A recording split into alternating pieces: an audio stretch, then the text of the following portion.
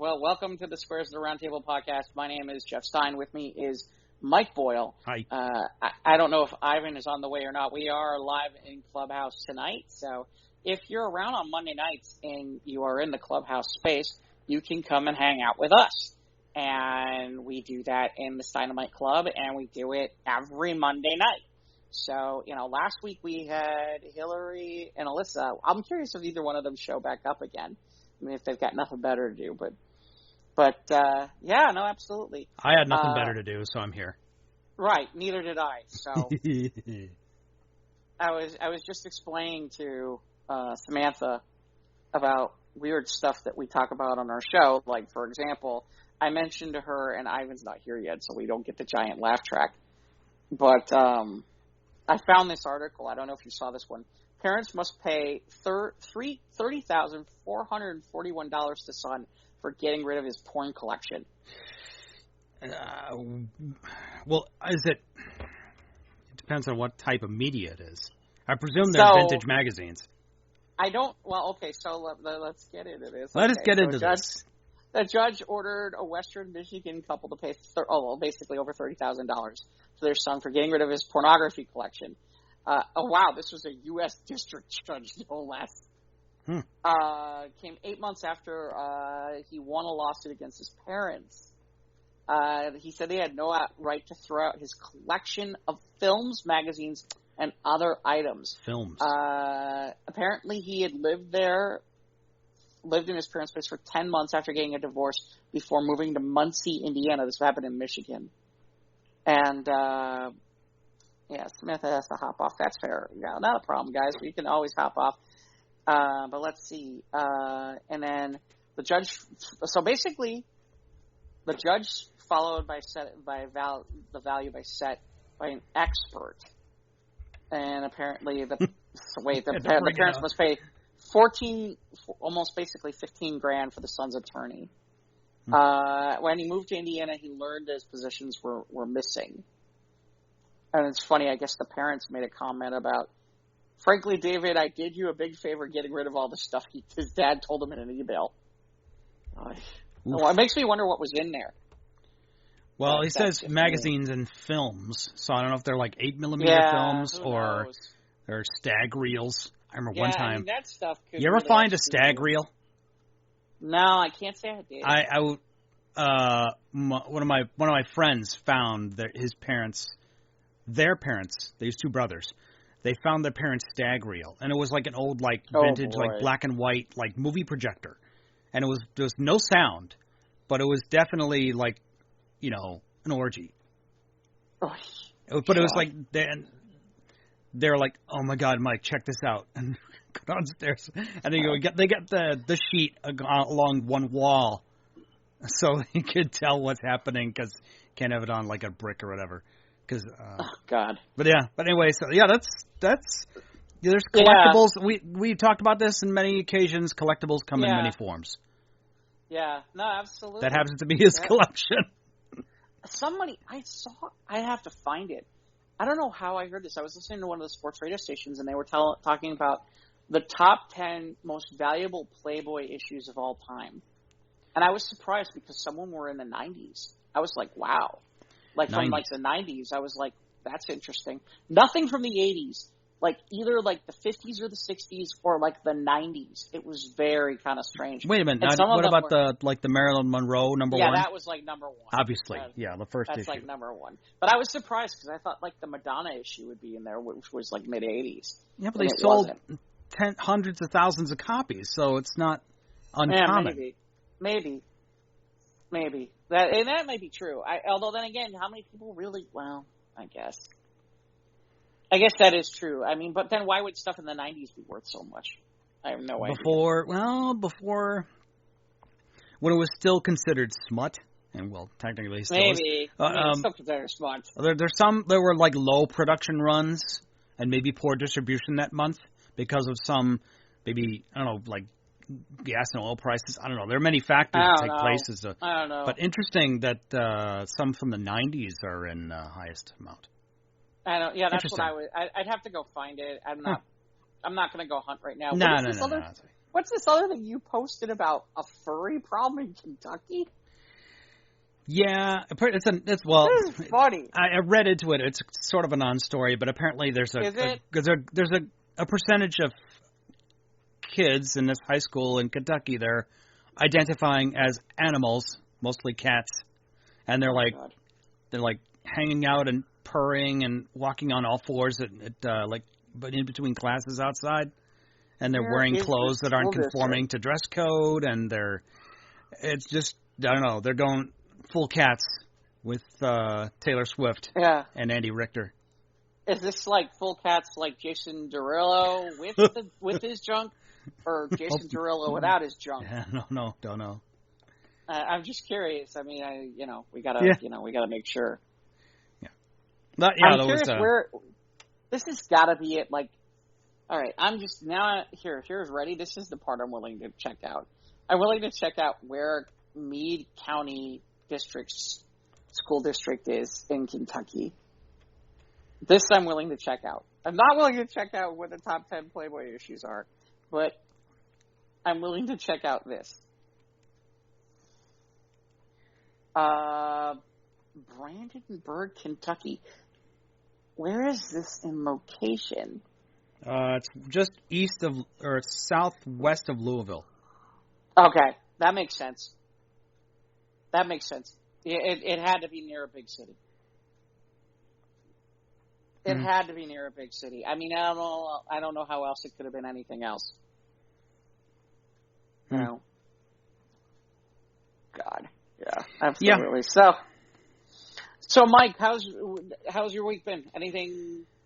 Well, it was a Monday. It was Mask Mandate Monday. Yeah, there's that. Yeah, at about 90% of our customers were masked today. In accordance with not. Were. Oh, that's 90% impressive. were. Okay. And it's you're not getting revenge on the governor by doing this.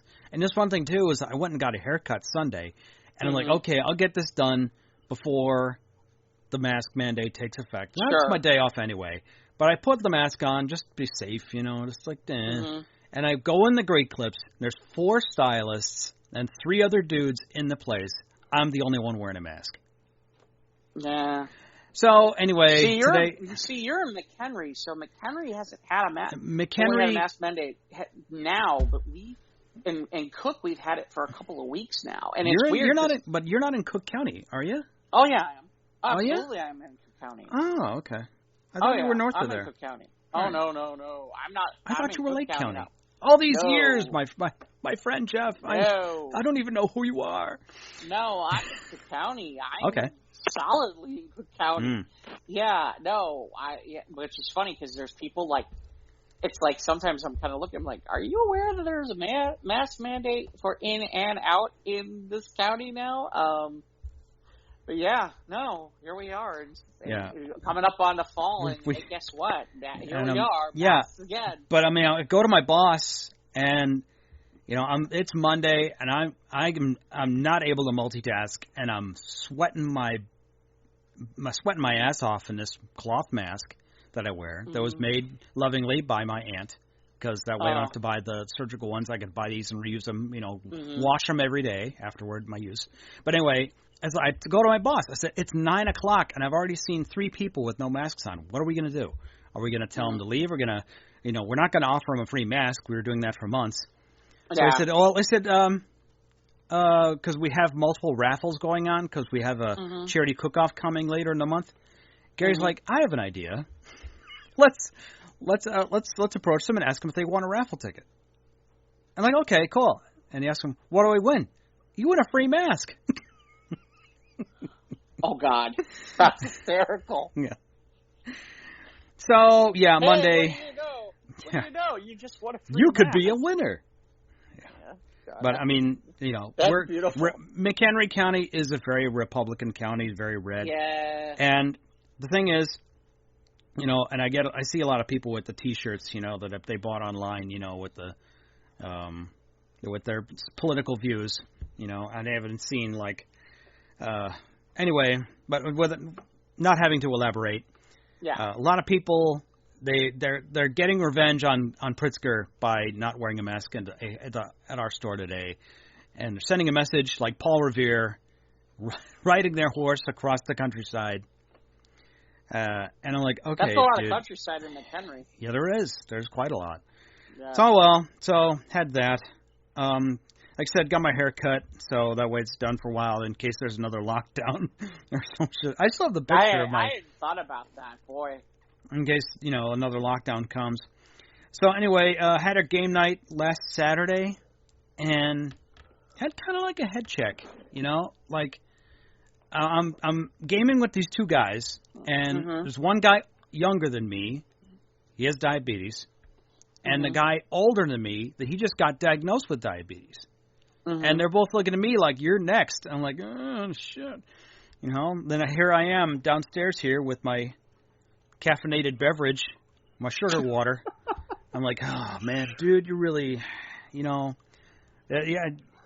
And I did not have like of course I did pretty good at my diet earlier in the year, all the way up to leading my vacation. And then back in, my New Year's diet that lasted all the way until April. So that did really good. So I need to... That's not bad. But yeah, between now and the holidays, I think I usually have like a fall diet. And it works pretty good. Helps keep my belly in check. So anyway, I had a game night. No, we didn't watch. We played Thunderstone Quest. And we played like new like rules. And yeah, we got our asses handed to us. But I don't know, there's a lot is that a collaborative game? Yes, it was another collaborative, boxed card game. Okay. Thing is that I played a cleric, and clerics are good against demons and undead, and our main villain was an elemental. Yeah, that won't work. Yeah. So obviously, you're very good.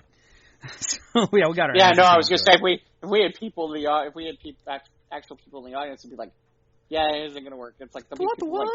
What? Why does it not work? Well, here, you need a mage. Obviously, you cleric, monster. Yeah.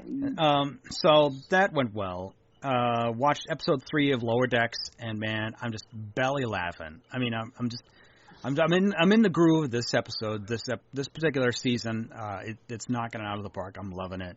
I did. Oh yeah, and last Thursday I was doing my grocery shopping, and I'd do my stroll through the toy aisle as usual. And the toys aisle has not been good the last few months. I've bought a lot of my stuff online, the stuff that retail. But I did find something that I actually wanted. It was just on the back burner. I saw it a few months ago. I knew it existed, but I saw it. It was the 66 Batman Lego Batmobile. I'm like, holy shit! I want this, and it's here in the store. It's amazing. So I grabbed it. It was great. It was a fun build. You saw the pictures, and man, it was fun to build. I had, of course, the thing is that you get the 66 Batmobile, and you get Batman, no Robin. It comes with a display stand. I would have traded that display stand for a Robin. Why did it get a display stand? And it comes with a Joker, and a Cesar Romero Joker. And you look at how the paint is how this face is painted. It has the painted over mustache that Cesar Romero had. So it's pretty accurate to the Cesar Romero Joker. But it comes with Joker and a grappling gun, and you have Batman and the Batmobile. So not it's pretty one-sided conflict in the box there. So anyway, that was a fun build. It was super fun. Super glad I found it. So that was a fun build. But no Robin. So what I have to do is I'm gonna have to find some parts, and build me a Lego Jimi Hendrix to go with it. So that way they can save Christmas together. Yeah. No, that's. And now Ivan's not here, and so the joke is ruined. That's okay. So anyway, what else? I didn't get to Titans, so no, I did not do my homework this week, sir. Sorry. That's okay. So we can discuss that. I am through episode 5. Okay. Is it still good? So episode 5 is kind of a backstory on how Jason survives what happened. And the title of it makes it obvious. What I was crossing my fingers on was that there was going to be a little bit more to it than what we got. In terms of, there's a part of me where I'm kind of like, okay, is it possible that we could get kind of a bigger bad, if you understand what I mean, besides just like the Red Hood, or I don't know, I gotta stop there, but yeah, how do you go from Deathstroke to Red Hood for season 3?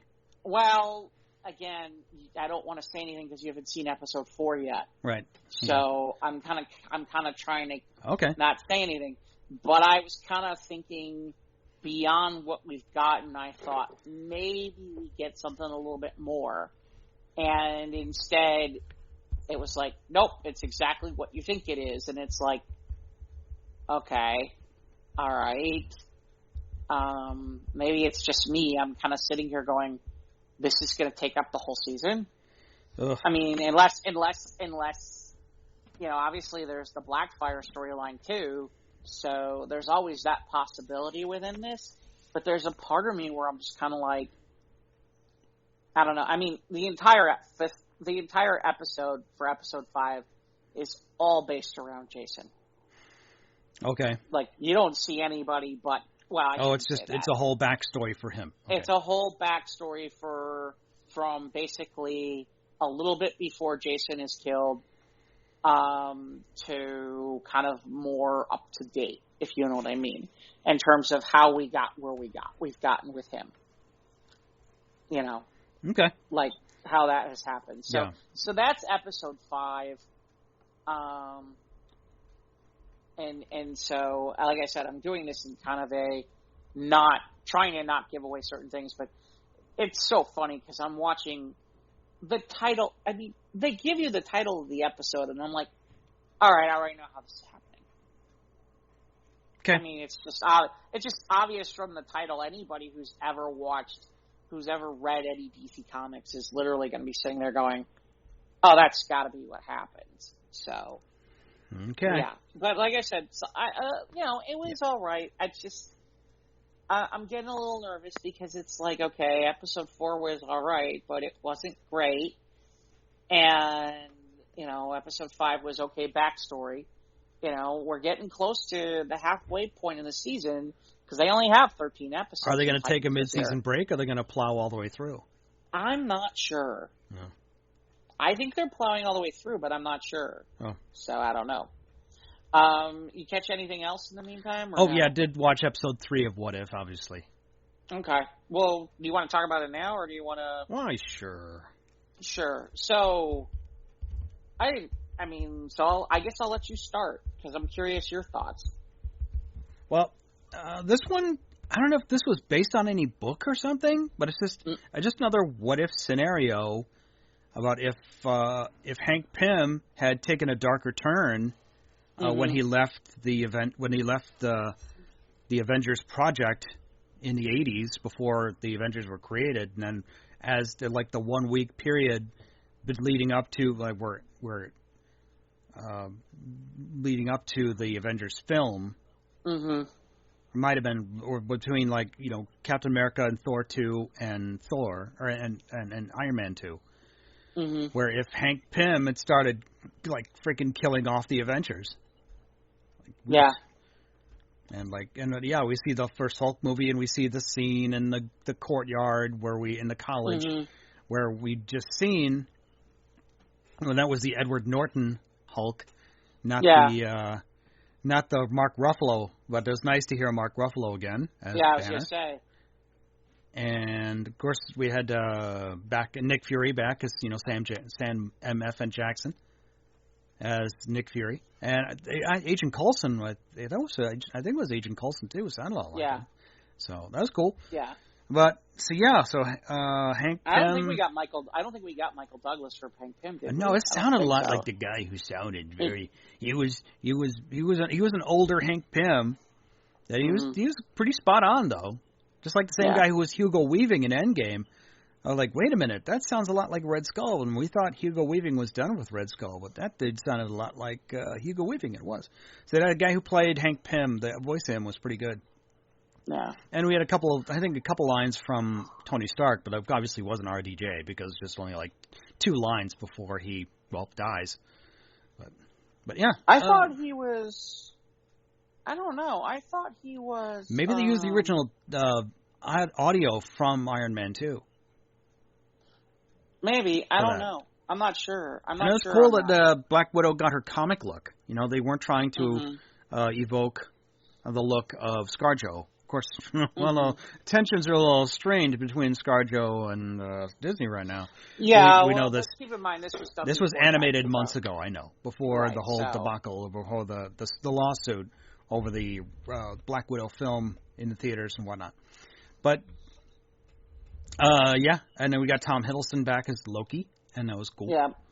And that's what urges Nick Fury to unfreeze Cap and reach for that pager. I'm like, yeah, cool. And then, of course, we at just one teaser at the end for Carol Danvers. I'm like, oh well. But no, it was good. It was fun. We didn't know how to get to the bottom of this mystery. It was a groovy mystery, gang. It was interesting. This was a lot darker than anything that they've done. A lot darker. So dark.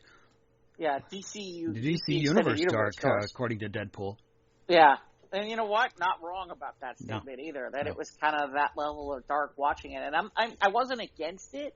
It was just very surprising because they really haven't touched that or gone down that road in anything they've done MCU-wise. So... kind of surprising, but maybe they figure with animation they can get away with a little bit more like that. So who knows? Maybe we'll see more like that. I don't know what episode 4 is. I'm not sure. I think it deals with Doctor Strange. Is it? Yeah. Okay. Now speaking of Doctor Strange, we talked last night. As soon as we're done recording last night, on Monday night, yeah. Monday night. We were talking about the trailer leak and how we watched it, a video of somebody's phone. And we're like, I couldn't make out what was going on. As soon as we're done recording. And then they dropped they drop it. They dropped the recording. And I'm like, okay. So that happened, and it's the most watched trailer in the MCU. I'm sure it is. And somebody said that it might be... I don't remember who was reporting it. They're talking about that this movie could run like Endgame level in terms of how long it is. Yeah, I don't know if it's like I've heard stories that this could be a really long movie. Sure, I'm all for it.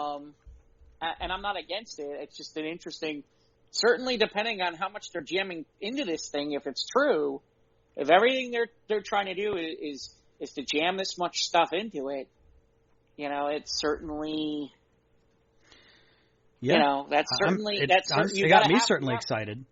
Yeah. It certainly had a One More Day feel, which was the end of the Michael J. Straczynski written era of Spider-Man books, where basically they went in and basically reset Spider-Man so that nobody knew Spider-Man's identity after Civil War. Yeah, Marvel's not. Yeah, they know what's what, and I tell you, then they know that if they can pull on the heartstrings. Well, with that type of story arc. Well, the interesting part about One More Day is this, and is that it's. So, as somebody who read, and I'll be honest, that was about that was about near the end of when I stopped regularly buying, was somewhere around there. I was a big fan of the Michael J. Straczynski Spider-Man run, and I liked a lot that was done there. It's funny, Michael J. Straczynski was on one book. I think Reggie Hudlin, who's now in charge of BET Entertainment, was writing one of the other books. And I want to say it was either Mark Miller or Mark Waid was writing the other Spider-Man book at that time. So they had some really great Spider-Man that was getting written at the time.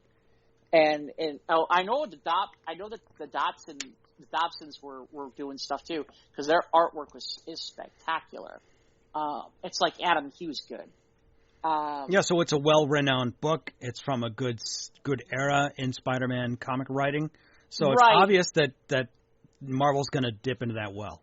Well, so the interesting thing about that era is that it was incredibly polarizing, because you have two camps on this, which is you have the camps of, it's better when Peter is younger, or nobody knows that Peter is Spider-Man, or that a bunch of characters aren't aware that Peter is Spider-Man, even if the entire public isn't aware that he isn't Spider-Man, because, by the end of One More Day, Spider-Man is living, at one point during the Straczynski run, Spider-Man's living out of Stark Tower, where the Avengers are.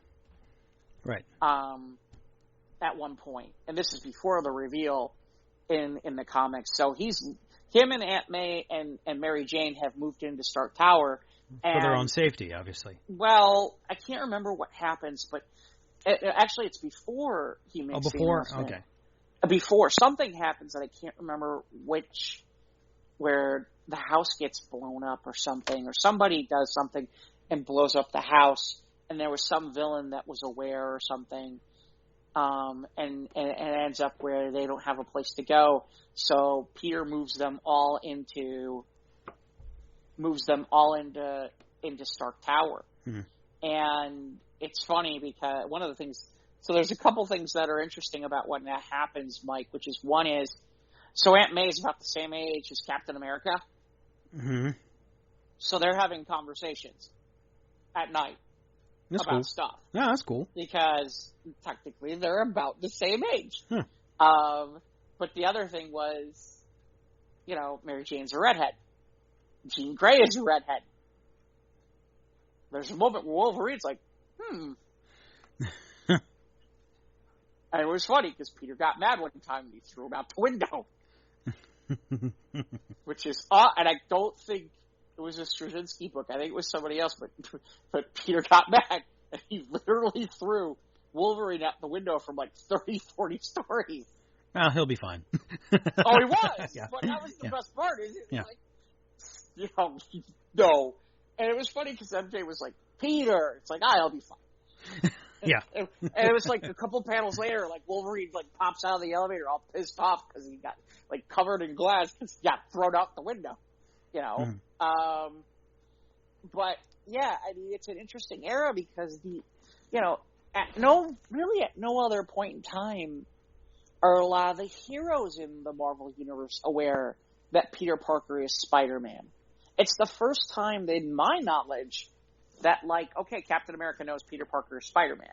Okay, the Fantastic Four know Peter Parker is Spider-Man.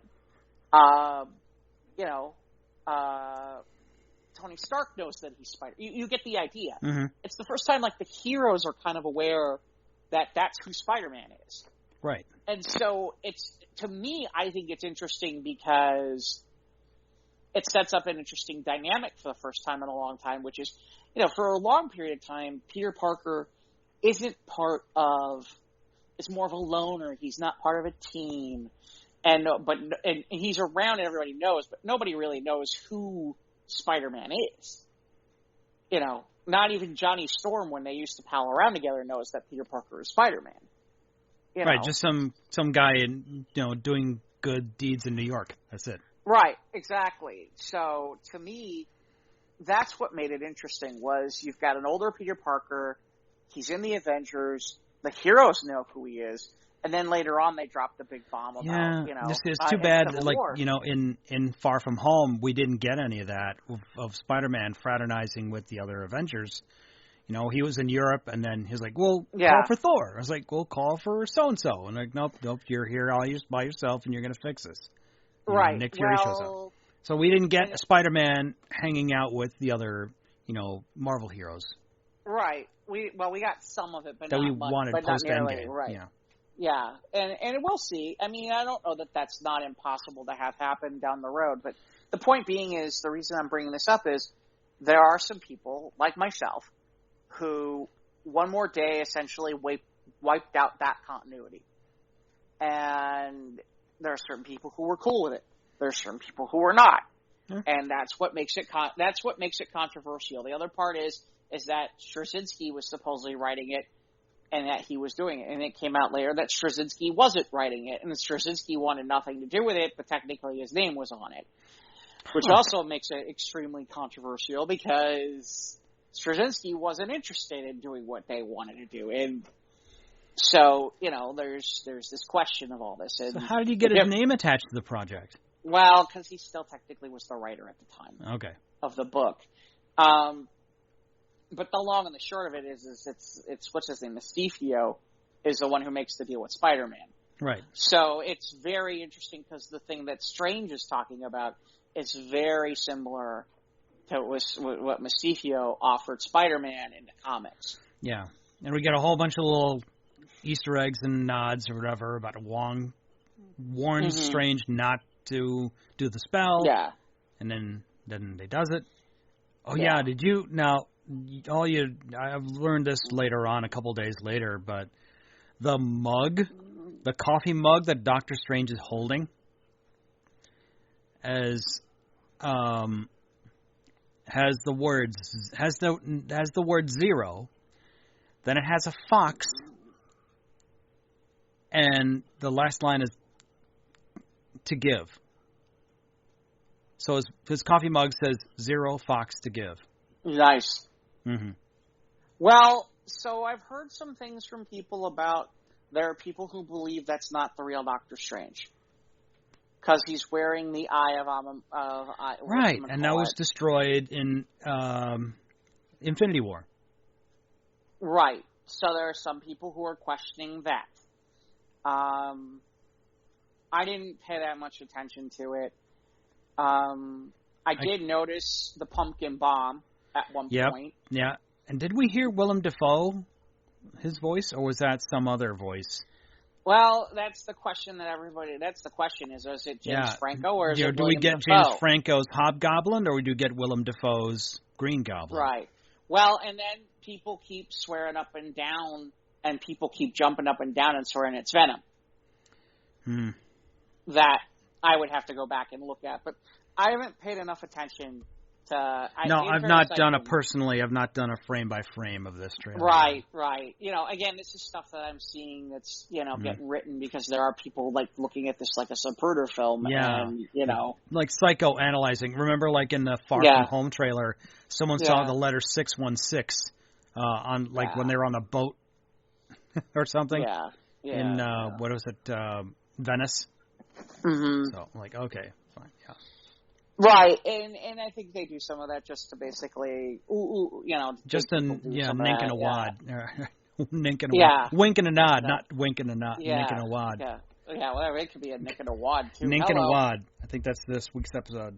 Yeah, so, it's just, like I said, it's interesting to see. Look, the only real reveal we get on this whole thing is just that we get, we certainly see Dr. Octopus. Yeah, we see Alfred Molina, and he's looking like the same as he did almost 20 years ago. Now, here's the interesting thing. He does say, hello, Peter. Uh-huh. And somebody pointed this out. I saw pictures of it, and they put it side by side. He's literally wearing the same thing as Tobey Maguire. Right, in the same outfit he did in this Tobey Maguire Spider-Man. Yeah. Same jacket. Yeah. Suit jacket and tie and everything. Mm-hmm. So... And the same kind of claws, too. Same, robotic tentacles that Doc Ock had in Spider-Man 2. Right, but the point being is, literally, whatchamacallit's literally wearing the exact same clothes as Tobey Maguire was in one of those movies. So, it's we'll see. It's really clear that that there's certain things that obviously we didn't see, and they're hiding certain things on purpose, and they don't want to give certain things away, and that's fair. You got to save it for the movie, man. Yeah. So. So yeah, I'm super excited. I can't wait. I think I'm gonna have to get to buy a block of seats. I'm looking forward to seeing it. Yeah, and that's an interesting scenario because, depending on what happens with all this COVID stuff, Sony isn't, that's not technically a Marvel movie. That's a Sony movie. Yeah, and Sony has pushed forward their Venom. As the rumors didn't, I think they were going to push it to January. Yeah, they've changed dates on Venom. Yeah. So, but it would be interesting to see what they do on the fact that, would they consider a Disney Plus release even though technically they don't have anything to do with Disney Plus? I don't know. I don't know. Next week, it's this Friday. Is it this Friday? Shang-Chi drops. It's this week. Yeah. That was one of the conversations I wanted to have with you. Yeah. We'll have to, Shang-Chi is now the new canary in the coal mine. Yeah, and so I'll ask you, do you plan on going to see it in the theaters this weekend? Or? Nope. Yeah, so here's my thought process that I've had, which is if I could find an off time on daytime where I could sneak in where I know there ain't going to be anybody around. Yeah. I might consider it. Like, because with the way my work schedule is, I could slip in on a Friday morning when nobody's, when the kids are in school and all that stuff, if it's there. And I could probably get away with it. But there's a part of me where I'm like, do I really want to do that? Or maybe if I can catch a matinee on Sunday. Yeah, I don't know. I'll be honest. I'm with you. I'm kind of like sitting here going, I'm not in a... No, I'm not going to wait in line out in the rain to see it. Well, and not only that, I don't know that I want to be in a crowded theater to see it either. Yeah. I'm curious to see what the numbers look like over the weekend, especially over a holiday weekend. It'll be interesting to see how that plays out. Mm-hmm. In theory. Well, my local hospital is filled to capacity. Yeah. I've had family members drive past it today saying there are no parking spots available in my hospital. Yeah. My local hospital. I don't know. What's happening now? I don't know. And this could change in 2 months. And that's why the governor put in the mask mandate, just to help control these numbers, these caseloads and these hospitalizations that are happening now. So I don't know. Shang-Chi, I want to see it, but I'm not in a hurry. I don't know that I'm. I kind of laugh because Cruella is now free and available on Disney Plus, and I'm like, oh, okay, maybe I'll sit down and watch it. I'm kind of feeling the same way about Jungle Cruise, which is, okay, eventually it will show up. How many months did it take Cruella to make it? Okay, great. I will wait that long for Jungle Cruise, which, by the way, apparently they announced that they are doing a second Jungle Cruise movie, and both have already re-signed as of today. It's about to get junglier in Jungle Cruise 2. So we'll see. So let's see what else is. But it's funny. So I was at a buddy of mine's house who works for the TSA, and it was funny. He got a call about.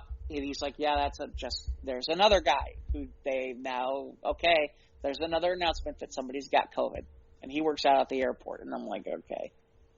Now he's fully vaccinated, but he was telling me about this stuff. And it was funny. Well, if he was fully vaccinated, he must have not have been feeling good. No, my buddy was fine. Okay. He got a call while we were ironically, we had a game night on. I went over to his place. I was playing with his two stepsons. We ended up playing City and Knights from Settlers to Catan. And it's funny, it was the first time I'd ever played it.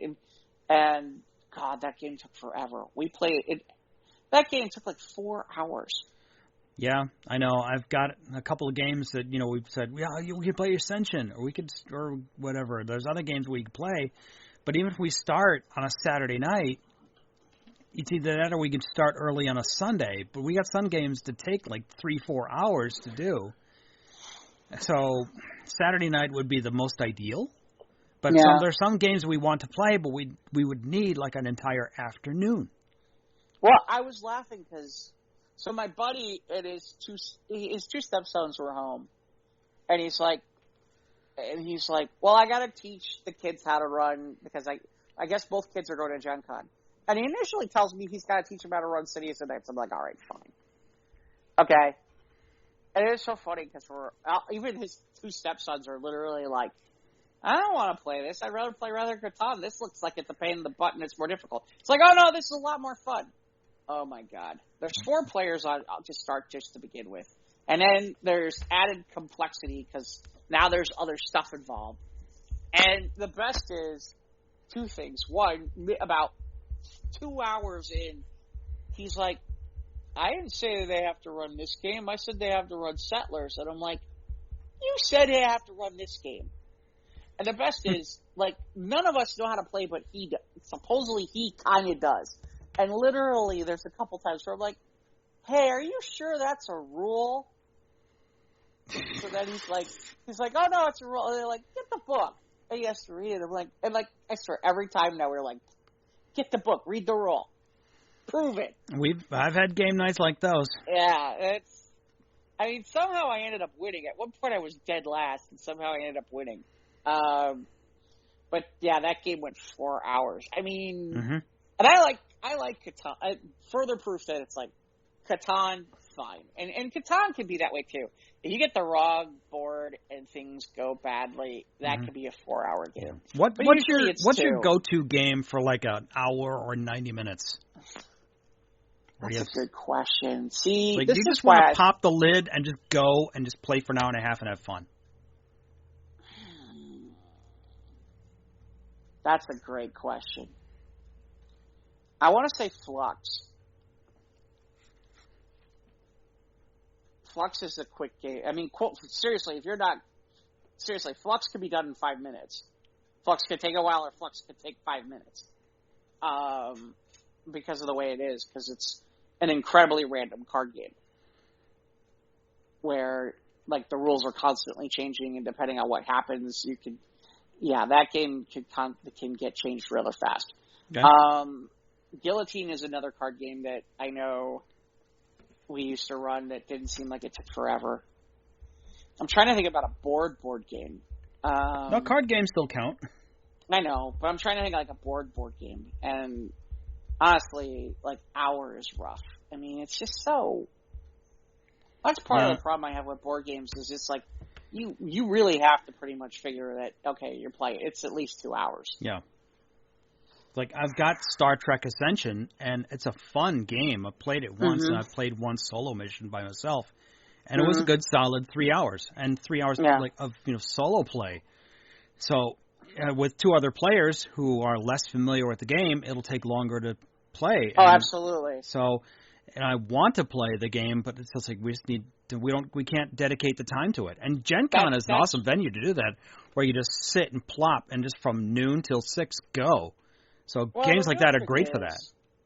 The real trick is that if you have the ability, like, I mean, college was different. Like, I remember, like, there was a time, like, during college break, where we'd play Axis and Allies, and the game ran too long, and we were like, all right, leave everything on the table, and we'll continue. Like, we'll continue tomorrow, or the next day, and something like that. That's kind of how it is. Like, there's a game, I've never played it, that's ridiculous. My understanding is, like, an entire turn could take, like, 4 hours. One person's turn.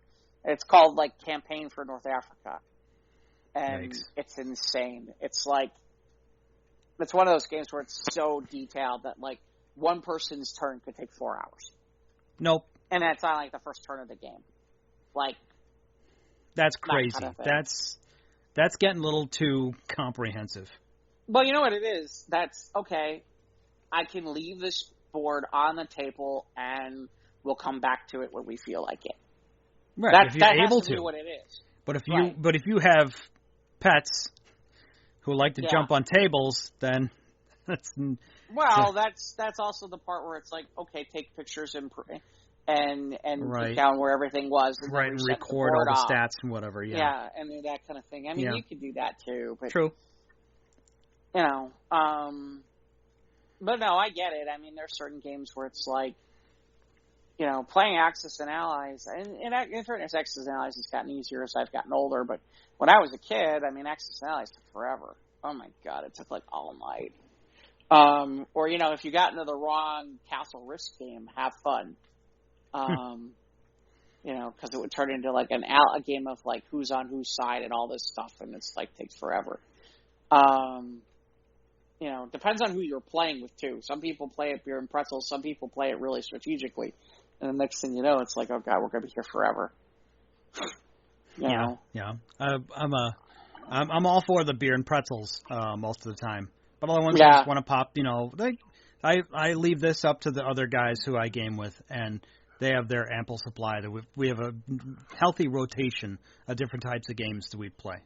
Well, that's where the cooperative games are helpful, because it's like, if you have some real, like, there's some people I know who are really hardcore board gamers, and it's like, I got tired of playing competitive board games with them, because it just would make me be like, I don't want to deal with this. And that's where the collaborative games are helpful in that regard, because it's like, okay, I'll play a game with you, but I'm not playing something competitive, because it's like, no, you guys take all the fun out. Right. I hate to say it that way. So you take all the fun out of it. And by the way, Gen Con's like that sometimes too, where it's like certain games where it's like, this isn't going to be fun. Because, you know, and, you know. Because of the like, people you're, Yeah, because of who shows up. And it's like, or like a gaming convention where it's like, you get the hardcore board gamers and you're like, forget it, I'm not playing this. Oh, yeah. Mm-hmm. Not with this dude. Not when he's, you know, got a copy of the rules under his arm. Right, or, you know, where it's like, you know, I've seen people play Monopoly where it gets ridiculous. You know, and look, anytime anybody plays Monopoly, it gets ridiculous. I mean, these really got ridiculous. Where it's like, I literally, because I was a club president at the time, I heard the ruling, I'm like, no! And they're like, but I'm like, I don't care. That's what it is. I'm making a ruling.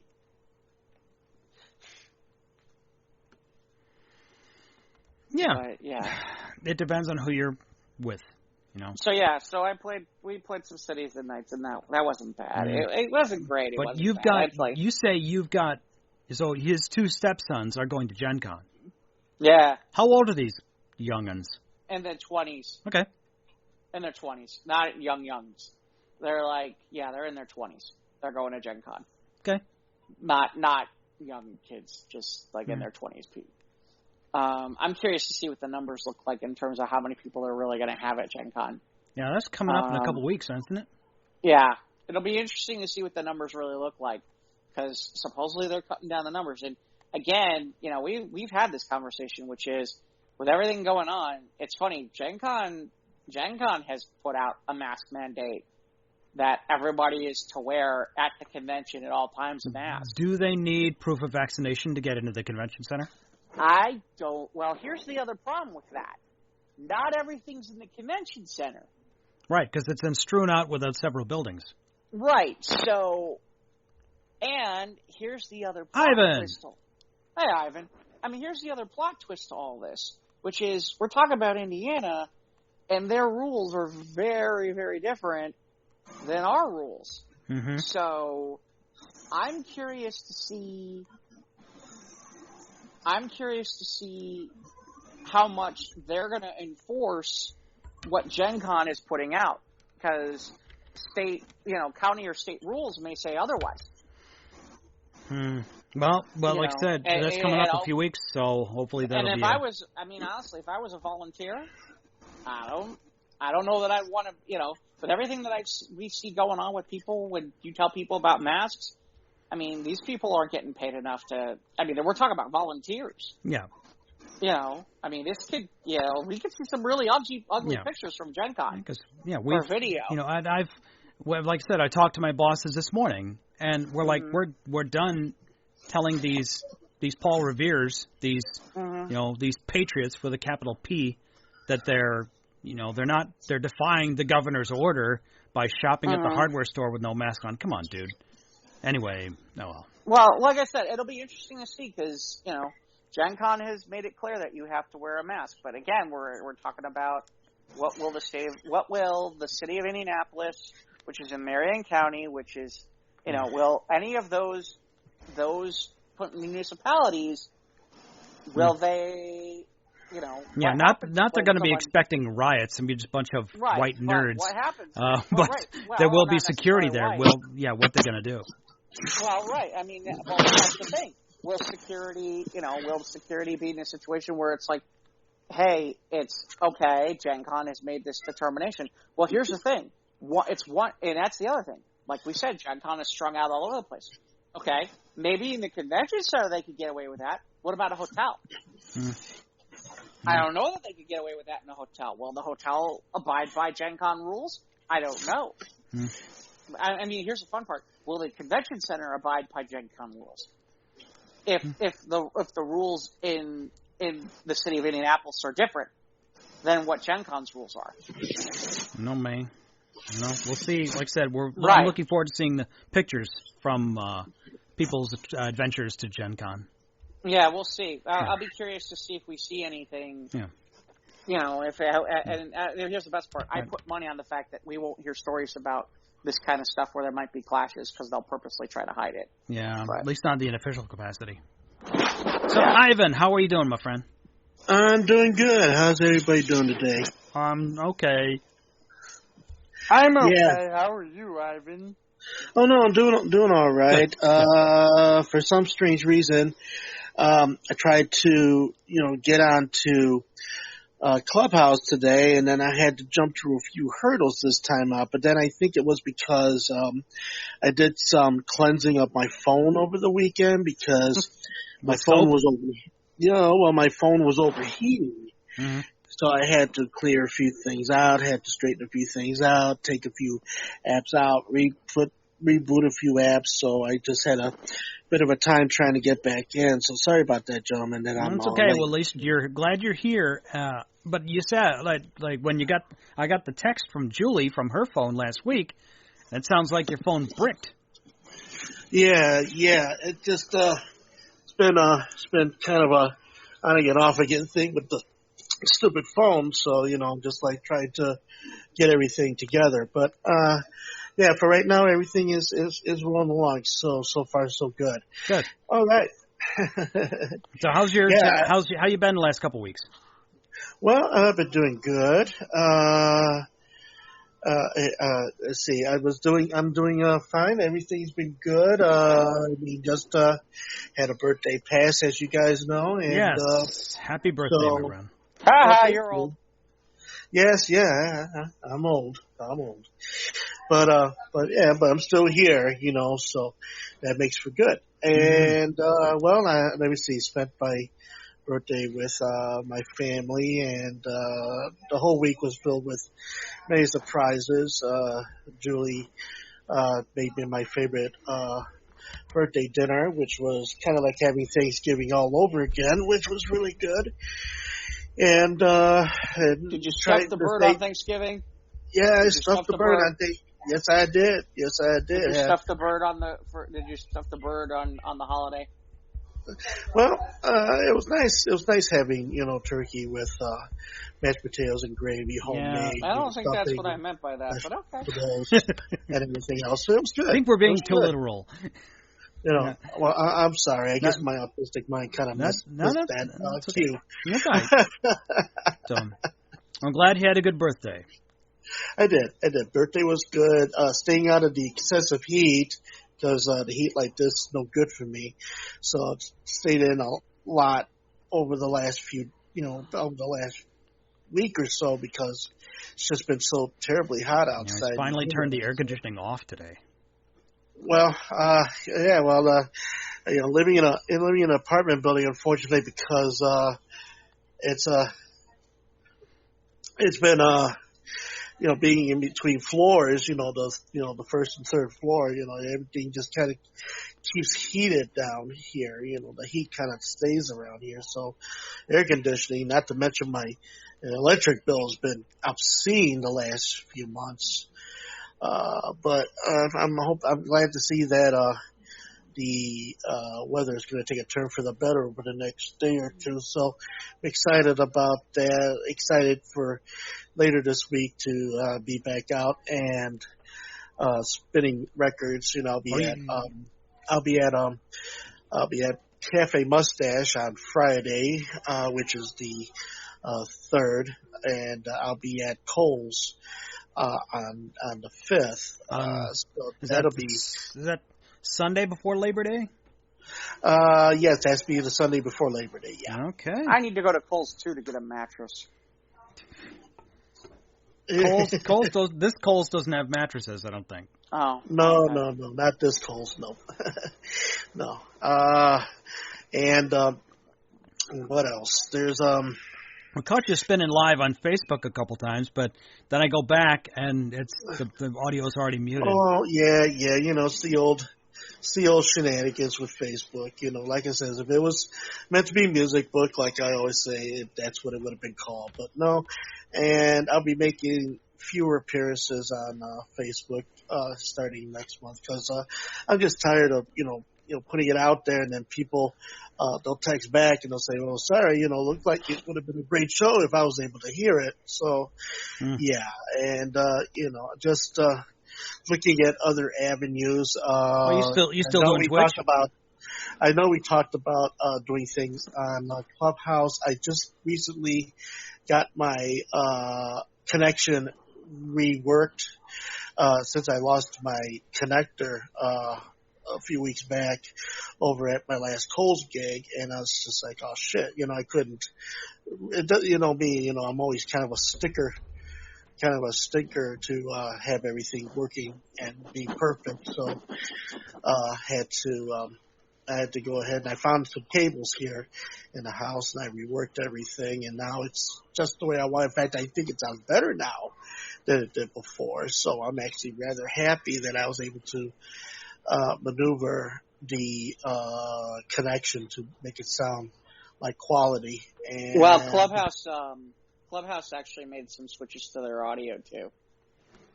Yeah, they made some audio improvements over the weekend, and it's making quite a difference.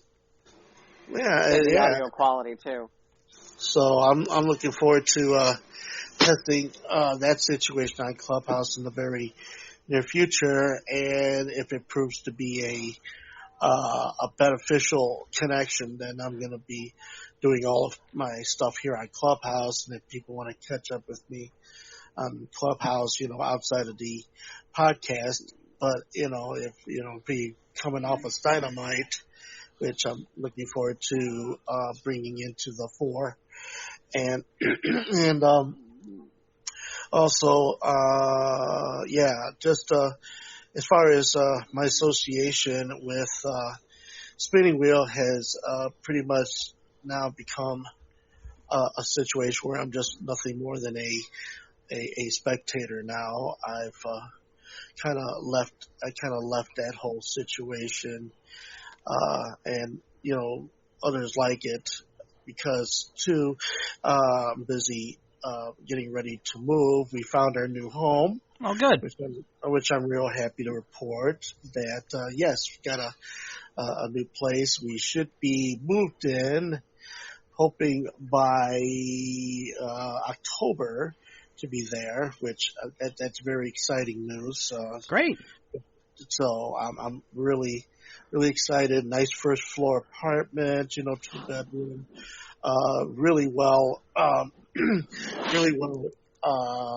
endowed.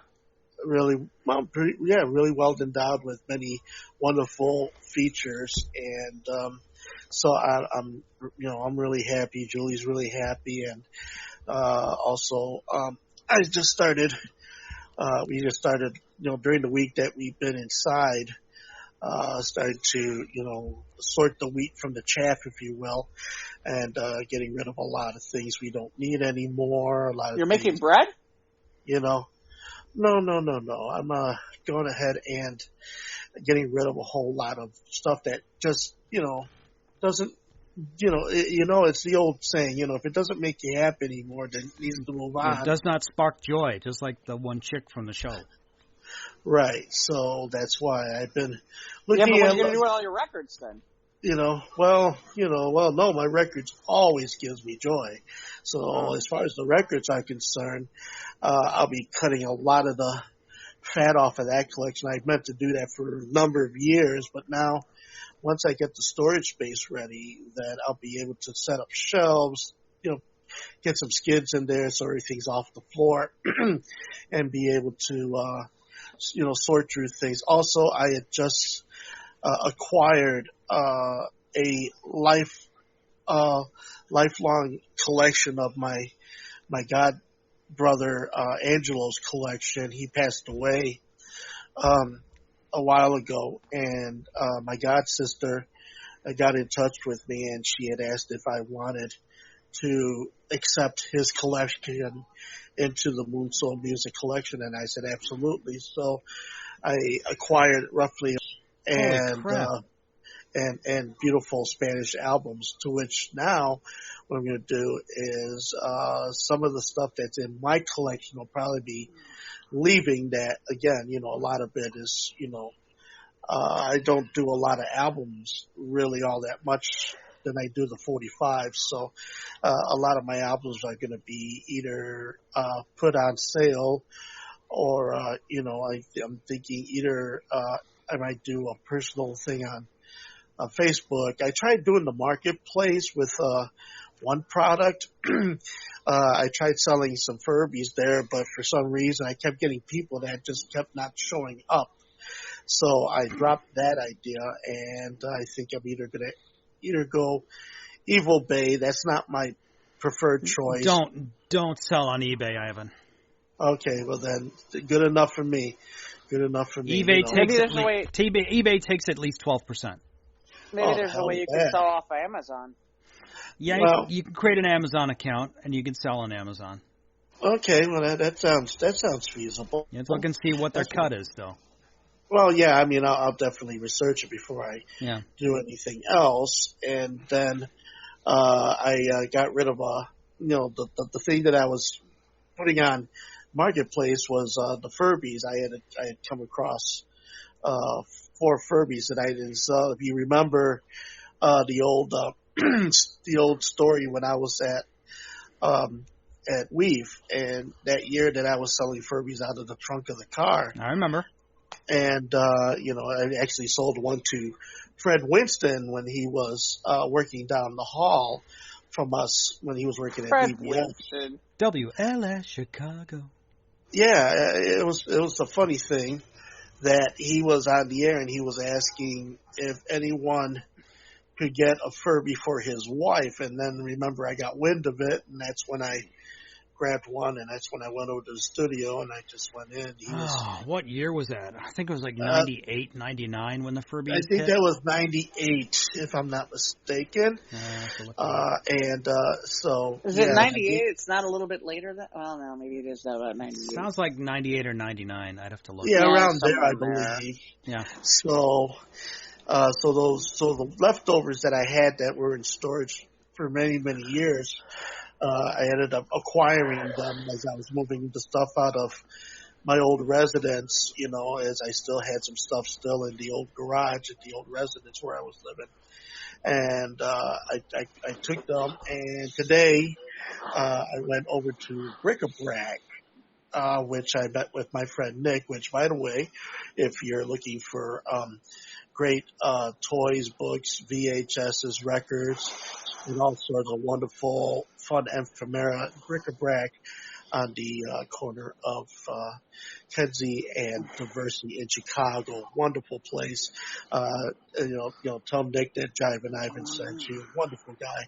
And so he acquired he took the 4 Furbies. I didn't realize that one of them had been taken out of the box. And lucky for me that the ones that were still in the boxes, actually worked, which that was great. So I know that there's a Furby video out there someplace now from Bric-a-Brac. And plus a number of other things, a bunch of Monster High stuff that belonged to Soraya, which, and I had gotten some other, bits and bobs. Gave it to them, and I got a nice price for them all, and it was good. And, well, I was able to feed my cats and take Julie out for some dinner, which was really nice today. So, and got home, and I remember I talked to you there, Mike, and yeah, you were going to go take a nap. Well, I did the same thing too, and I got up, and then I realized, oh my gosh, I have to be here on the show, and then I had to goof around getting back on Clubhouse, but I made it in. But the rest of the time, I've done several different broadcasts on Facebook. My favorite one, Say, Ivan, you're breaking up. My favorite one of all was was the one I did. I think it was yesterday. And that was the one I did where I actually was going through a bunch of old cassettes, which, by the way, I found the 90 minutes of smut air check. Remember that one, Jeff? Not off the top of my head, I don't know. Yeah, well, I found a number of old air checks from Leaf. One of them was, well, the one for Absolutely Nothing, and then there was the 90 minutes of smut I found. I found a number of other things, in the cassettes. But as I was going through them all, I also found a hot mix. Check this out, Jeff. I found a hot mix from Bad Boy Bill dating from 1993. Holy crap. Oh my gosh, I saw that, and it was the genuine deal. It had his sticker, his sticker on the cassette label and everything. And what I did was I went to I Googled it, and then what I did was I checked out, Bad Boy Bill's page and found that, I had number 15 of 17 of the hot mixes that he had made from 1988 to 1994. So I was like, oh my gosh, I played it and it's mint. The sound is all there. It's amazing. And so that kind of whet my appetite to see what other stuff I had hiding in the old tapes. And then that's when I ran across the one that I featured in last night's broadcast. It was a tape that I had done back in 1994.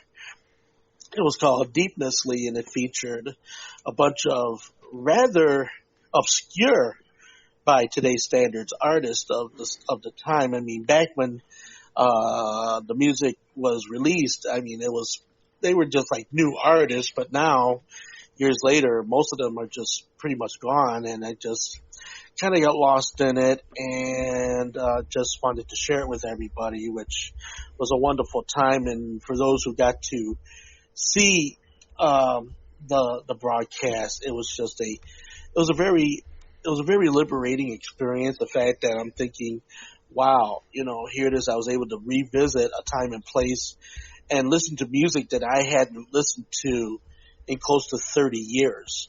And it just, it was the most, 90s music is 30 years old. Yeah. So, and I'm just like, oh my gosh. And you start to thinking about, where you were. Yes, Mike, Matthew Sweet is classic rock now. Yes, it is, yes. You start to thinking about where you were at that time and place. You're just like, wow, and it was quite cool. I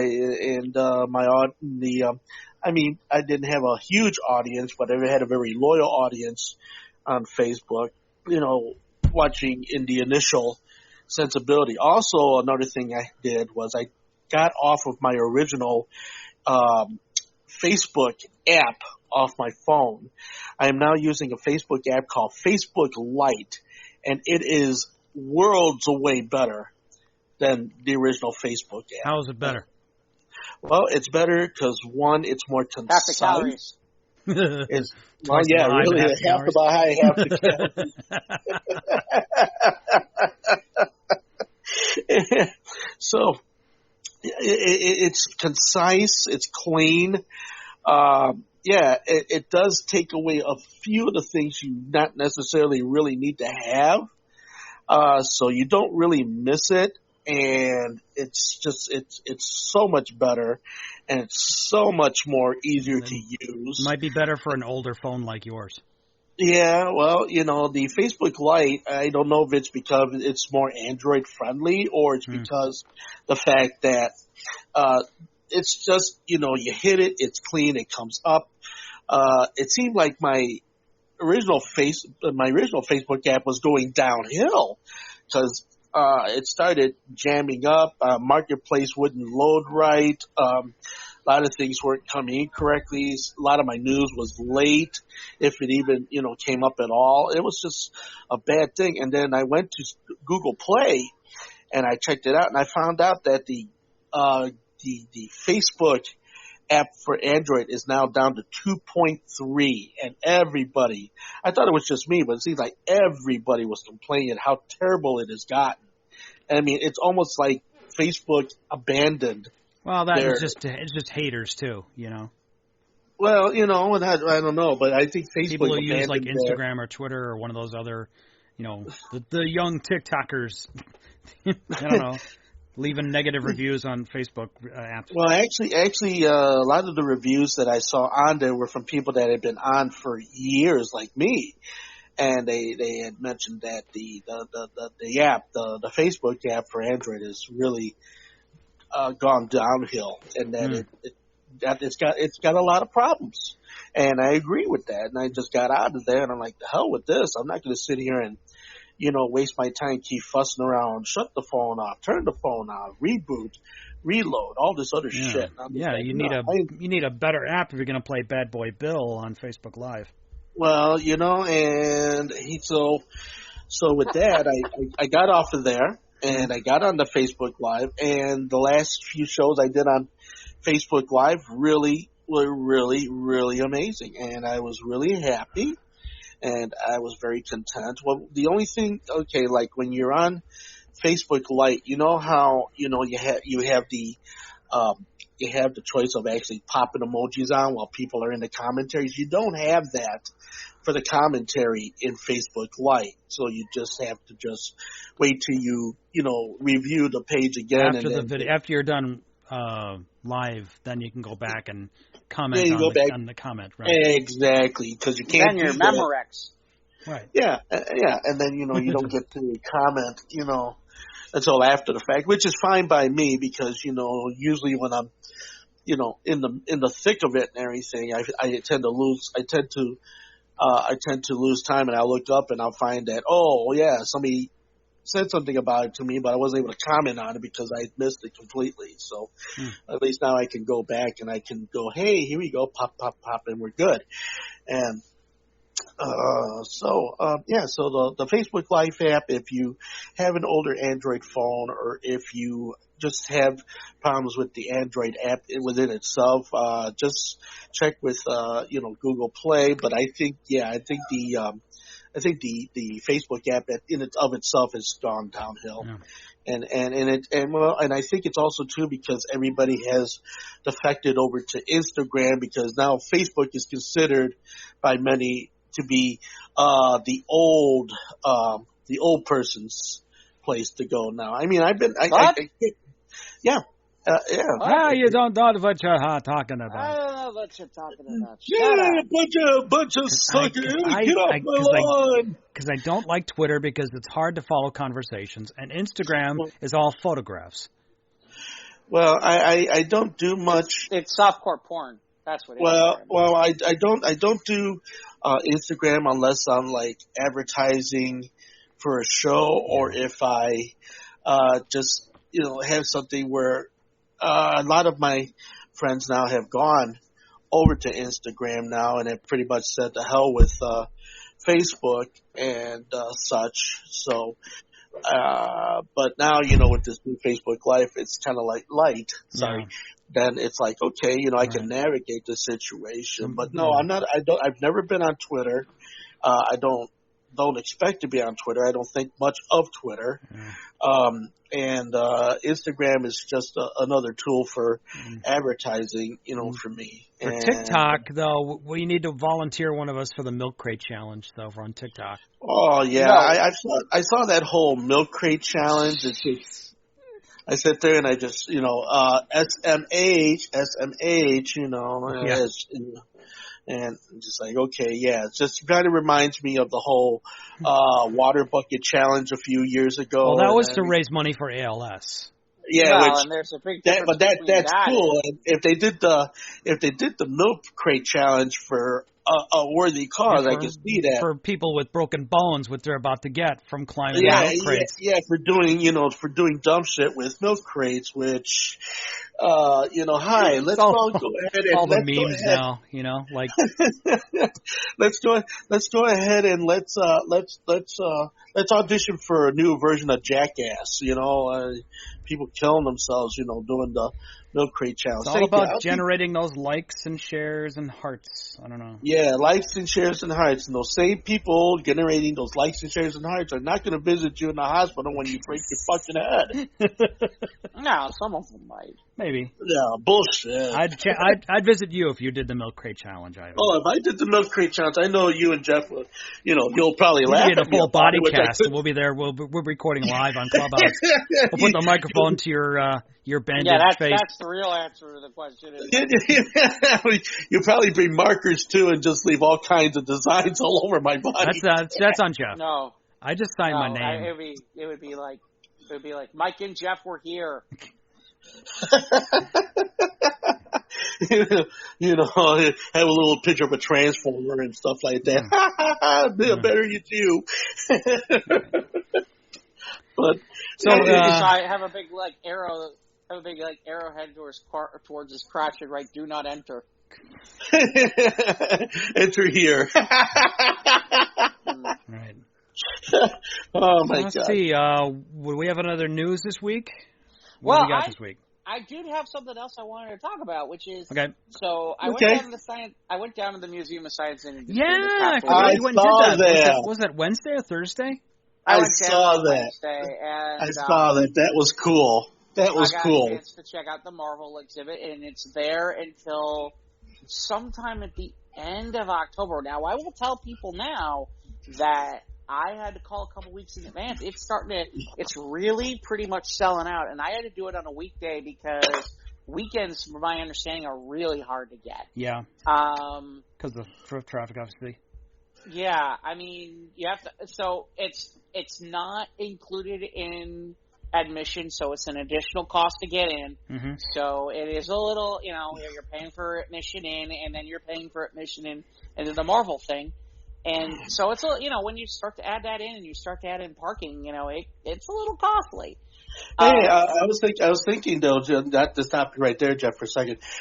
If people are, I know that they have Thursday, I think it is, where it's free day. So if you're able to go on the free day, you only pay for admission just for the event, or how's that work? I don't know. And in fairness, I don't know that they would have. I don't know if they still have free Thursday or not. I don't know. The other thing is that, they won't let anybody in who isn't wearing a mask, and this is before the whole mask mandate thing too, before everything kind of, that kind of thing. So, and they were saying that before the big edict of, hey, you can't not wear a mask in Chicago. So, I certainly would. But yeah, it was interesting. It took about, there's 2 galleries worth of stuff. They have a lot of the stuff from the movies that you can take a look at. Were they like actual movie props? Yeah. Cool.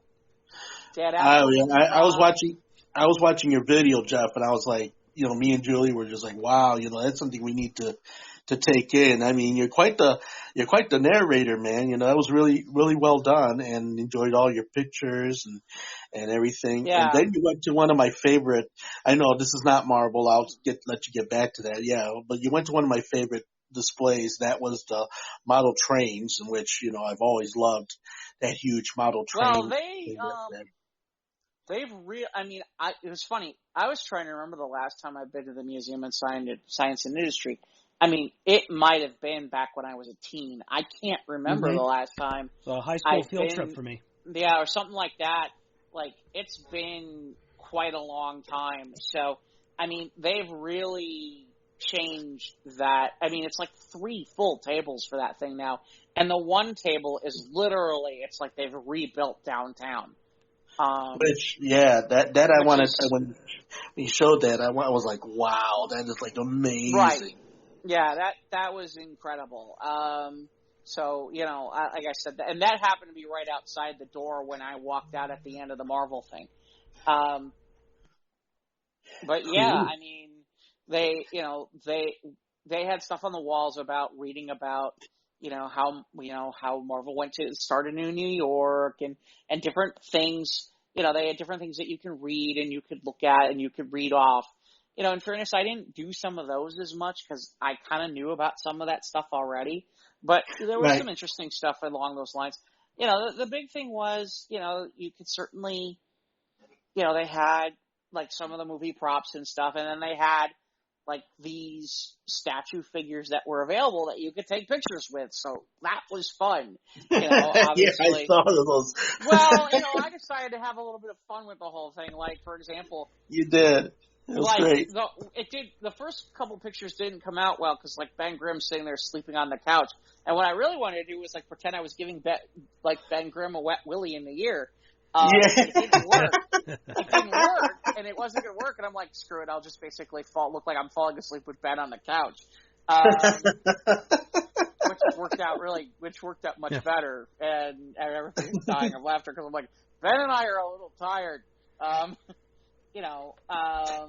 Great. They had the Wakanda statue, and like literally everybody is taking the picture where somebody's like, "Kiss Spider-Man, kiss Spider-Man." Doing the upside down kiss, yeah. Yeah, the upside down kiss. Right.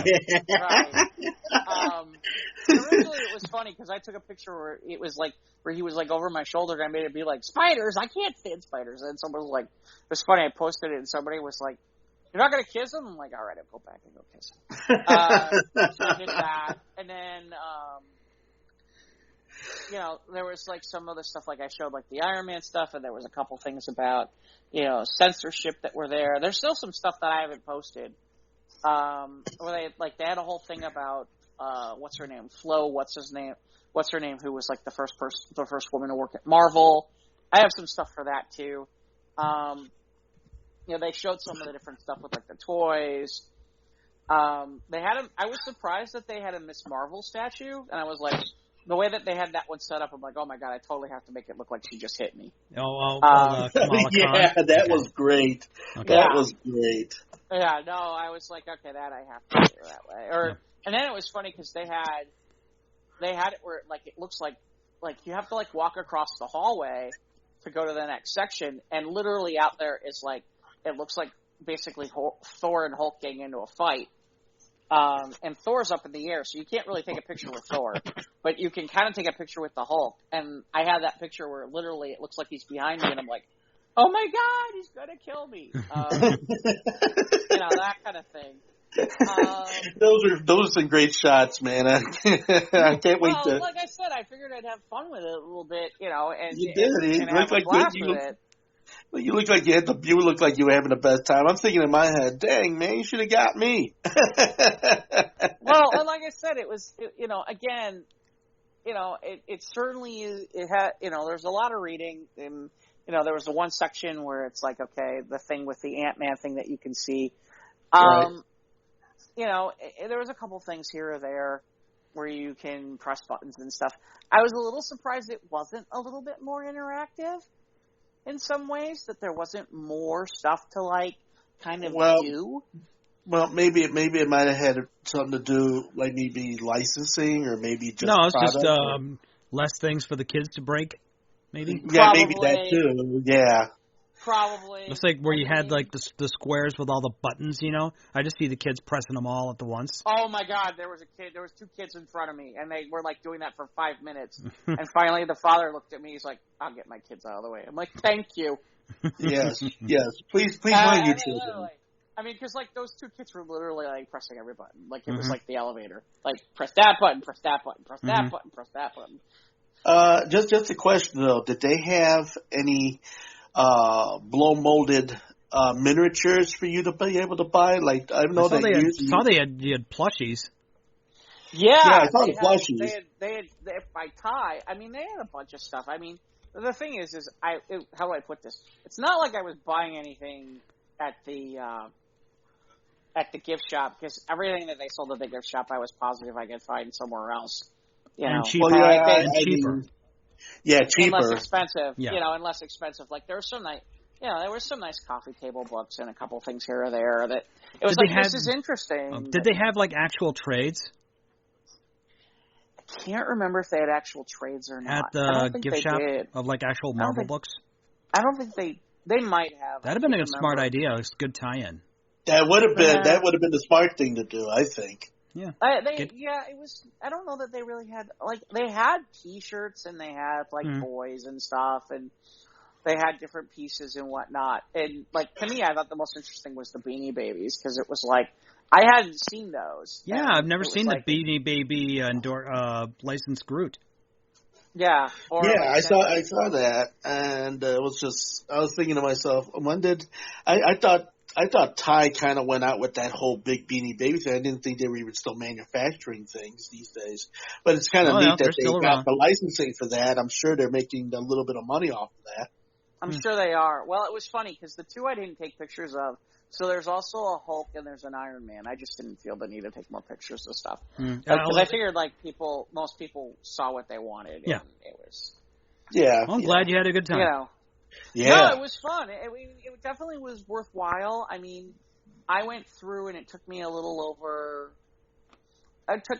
bit over maybe about anywhere between, I want to say about maybe 90 minutes or so, maybe 2 hours. Oh, cool. Kind of going through and taking pictures and all that stuff. And that sounds cool. Maybe because I was taking a lot of pictures too, I mean, and I took I took a few video too and all that kind of stuff. It was interesting because the U-boat was closed, the coal mine ride was closed. But I'll be honest, when I was done, I was like, I've been walking for 2 straight hours. It's and then I looked at the train and I was just like, I could go home. I don't really need to. It's what else am I going to do down here? Did they still have the old street with the cobblestones with all the old stores there, or you didn't? I don't know. I didn't get that far, to be perfectly honest with you. Like I said, I was running around the market. By the time I got and he was just there to see Spider-Man, Ivan. He don't want to see. There you go. You're right. He wasn't there for the whole deal. In fairness, I might have considered walking around a little bit more, but it was I want to get home. Yeah. I want to get home at a decent hour and not get caught in certain traffic and whatnot. And in fairness, it was okay, I could kind of use someplace to sit down and rest, and there really wasn't a good place to do that. And I'm kind of looking around, going, okay, is there anything else I really, really need to see while I'm here? And I'm I don't think so. So I was nah, that's all right. I came to see what I came to see, and that was cool. So, the interesting part was it was okay, what time are you coming to the museum? You have to make a reservation about what time you're allowed in the museum at this point. Yeah, I think it's a COVID related thing. Right, they want to limit capacity, right? Right. So it was I had a 10:30 in. And then, in fairness, I was there a little bit early, so they let us in, obviously, but it wasn't a big deal.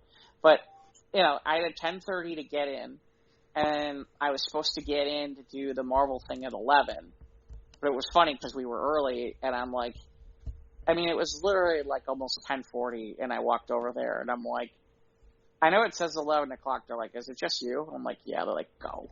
I'm okay. So. There you go. Great. Yeah. Well, like I said, and so it was interesting, and obviously you guys saw the pictures of. It's funny. I was should I post any of these to the Square page? Nah, I'll just post them on my page and have fun with this. No, I couldn't. And it was funny with Black Panther. I couldn't get any really good pictures. There wasn't really anything I could do that made sense that would was funny. I thought you had some great shots, though. I was enjoying them. I did. Here's the other thing I did and it's funny. Afterwards, I was like, this was kind of a ripoff. They had a thing where you could take pictures, and it was kind of like one of those booths, and then they put you into the pictures either on the cover or in the comic book of comics. And I had now it's funny because I did them and I didn't realize they were going to cost this much, but each one was like $10. So I did three different Guardians covers. I haven't shown anybody yet, but one of them looks like I'm invisible, which I'm half tempted to like shoot them a note and be like, hey, what the hell? But the other two, it's like literally like I look like I'm on the comic book cover with the Guardians of the Galaxy. So now that's cool. Now I think I would do something like that. I think that would be. But again, they were like, it took forever though. It took forever to print them. It took forever to do it. It took forever to print them. Well, good things come to those who wait, I guess. I don't know. What were you saying, Mike? Just say you're Sue Storm.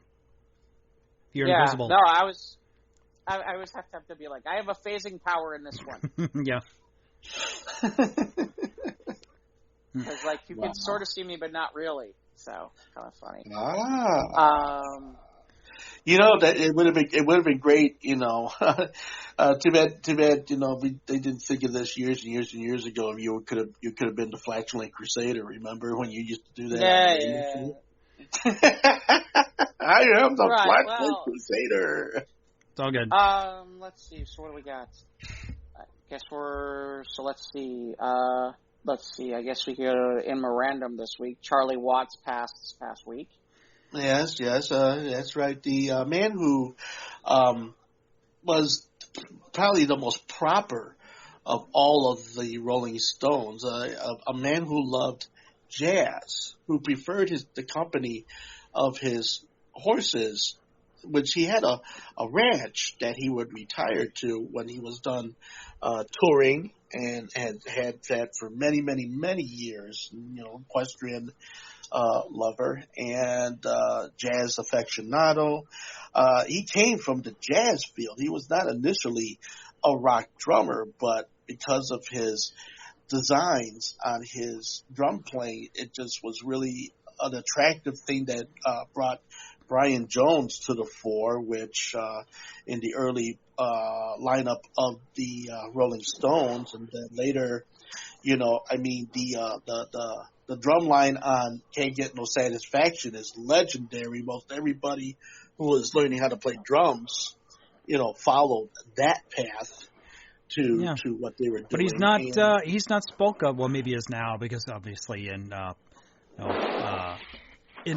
posthumously, but he's not one of the most well known, at least maybe amongst the normals. He's one of the rock greats. I mean, you think of Keith Moon, you think of Neil Peart, you think of Keith Moon, you think of Cozy Powell, you think of a number of other drummers that have really made their mark in the drumming world. But see, Charlie was not the type of person to seek out any of that type of publicity or accolades, if you will. He was just a simple man that just came in and did what he did best.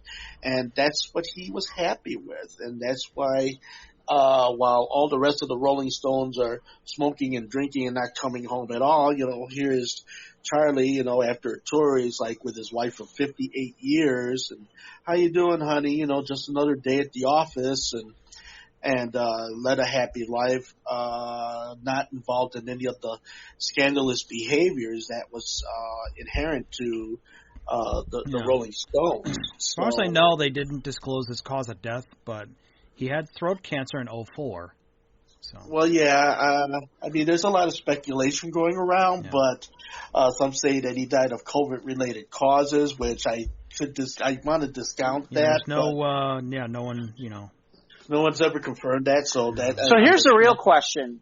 The real question. With him gone, do we think that's the end of the touring for the Rolling Stones? I think they replaced him, and they were going to, because I don't think he was going to be on the set. I mean, he's 80 years old. Well, but then, you got drummers. Okay, good example of that, or older drummers. I mean, you had Ginger Baker, who was with Cream, with Eric Clapton and Jack Bruce. And I saw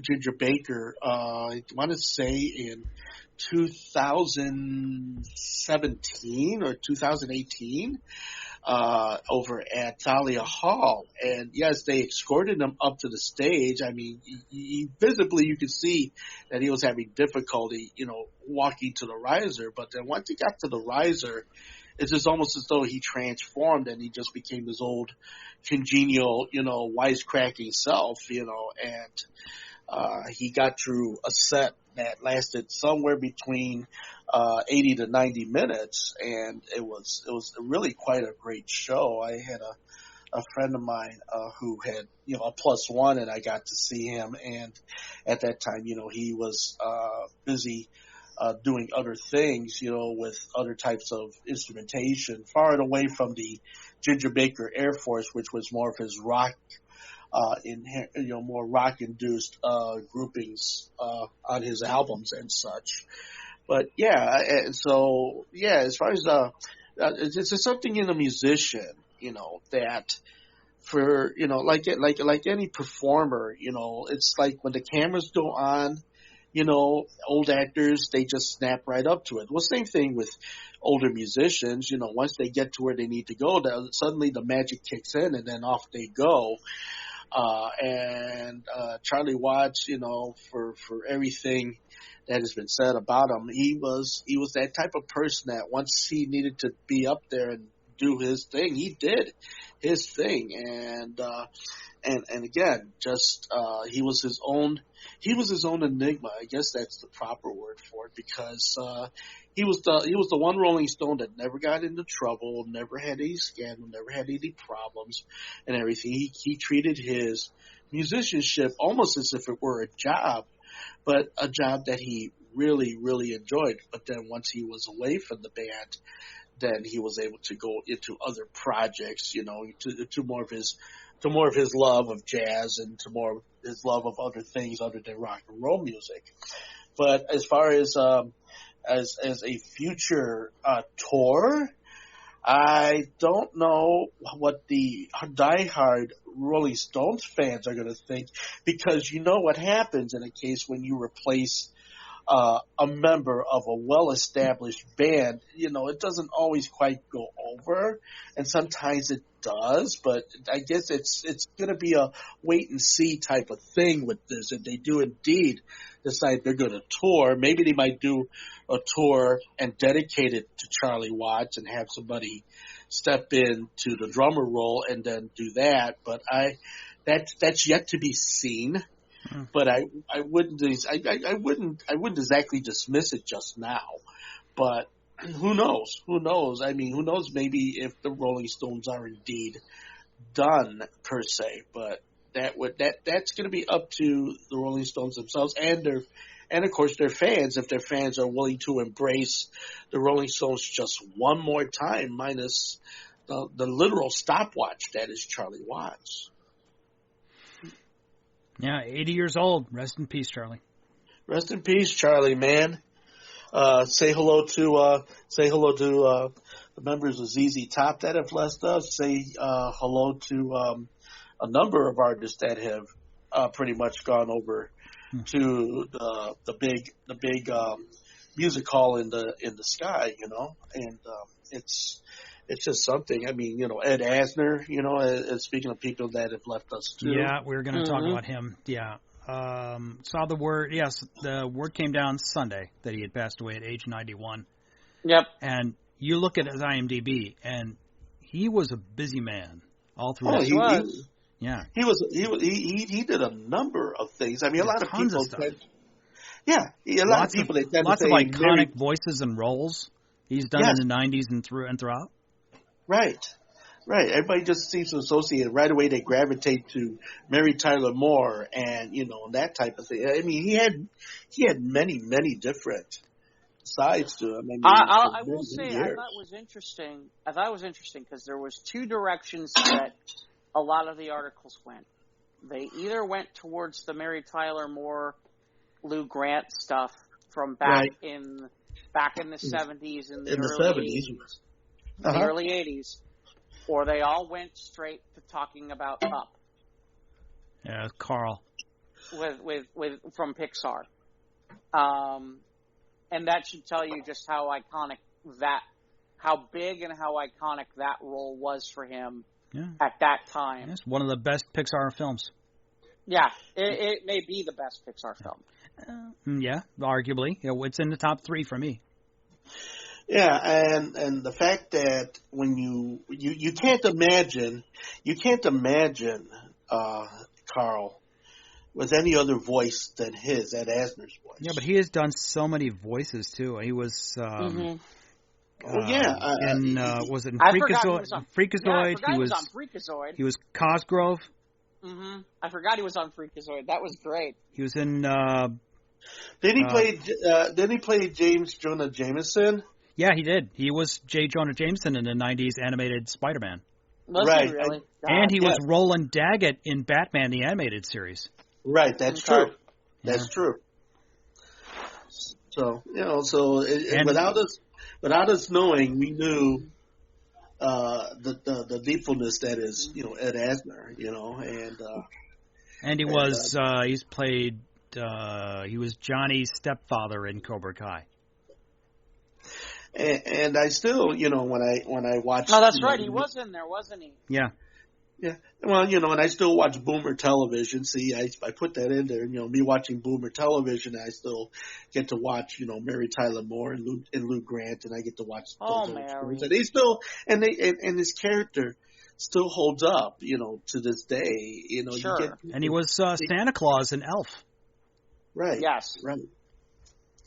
I mean, it's kind of interesting. Like late in the 2000s, he kind of had a couple iconic roles. Yeah. In that first 10 years of the 2000s, that have really kind of made his career resurgent, even later on to a lot of people, because between Elf, which is considered a cult classic for it's the Christmas movie now that a lot of people tend to gravitate to now. I don't know if it's the Christmas movie. Well, for a lot of people, I'm saying that that's the Christmas movie. I mean, a lot of people Will Ferrell, he made that role. And hold on a second. Would you say it's the Christmas movie? Because I don't think it is. Maybe of this generation. In this generation, that's what. Yeah, it's one of the modern classics. There's a better way to put it. Okay, because when there's so many things that be said about Christmas movies, but that's a whole other subject, though. But anyway. Well, I mean, if I'm talking about modern in fairness, the modern classic that I immediately go to, ironically, is technically older than Elf, so maybe it's not even considered a modern classic, which to me is Home Alone. But that's just me. You just. Well, no. That to me runs on modern classics. See, when I think of classic Christmas, I think of, Miracle on 34th Street. It's a Wonderful Life. If you start, Christmas Story. Let's see, and then you think of the other ones, I love how Christmas Story somehow has gotten into being classic, even though it's like an 80s movie. It's from 84. A BB gun movie, yeah. So, so looking at it from that point of view, just like, not one of the more modern minor role things, I would say, like Scrooged, which I don't know, how let's see, The Toy, which. The Toy with Jackie Gleason and Richard Pryor does not age well. Wow. Yeah, that movie is not that hits a couple of buttons that are a little. Oh, not a couple. Yeah. Lots of buttons. Yeah. Well, then you got Tom Hanks in Big. Yeah. But that's not a Christmas movie, is it? Well, there's a lot of overtones of the holiday from within the framework of the movie. Yeah, but Ed Asner, obviously our first exposure was Mary Tyler Moore. But, Sure. But he's been iconic TV roles throughout his career. Right, and to think he starting all the way back in the 50s, working his way up through the ladder of success. I mean, you think Ed Asner, and again, like I said, everybody gravitates to Mary Tyler Moore, but I mean, and that's the 70s. So we're looking at a guy who took him. Oh yeah, he did lots of TV in the early 60s. Right, Sure. Yeah. So a lot of television footage. I'd dare anybody to go to his IMDb and just look at the volume of work he's done. So yeah, he's got I'm sure he's got a huge body of work. Mm-hmm. So so Ed Asner, thanks for doing your groovy thing for all these years, and along with Charlie Watts, we're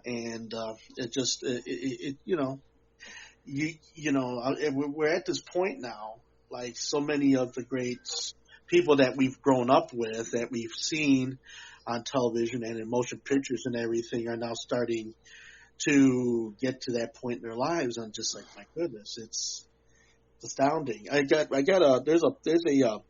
There's a page, run by my friend Tricky Springs, which he does the thing where he does he posts the Love Boat, the circular frame for the Love Boat where they feature the stars of the show at the beginning of the credits.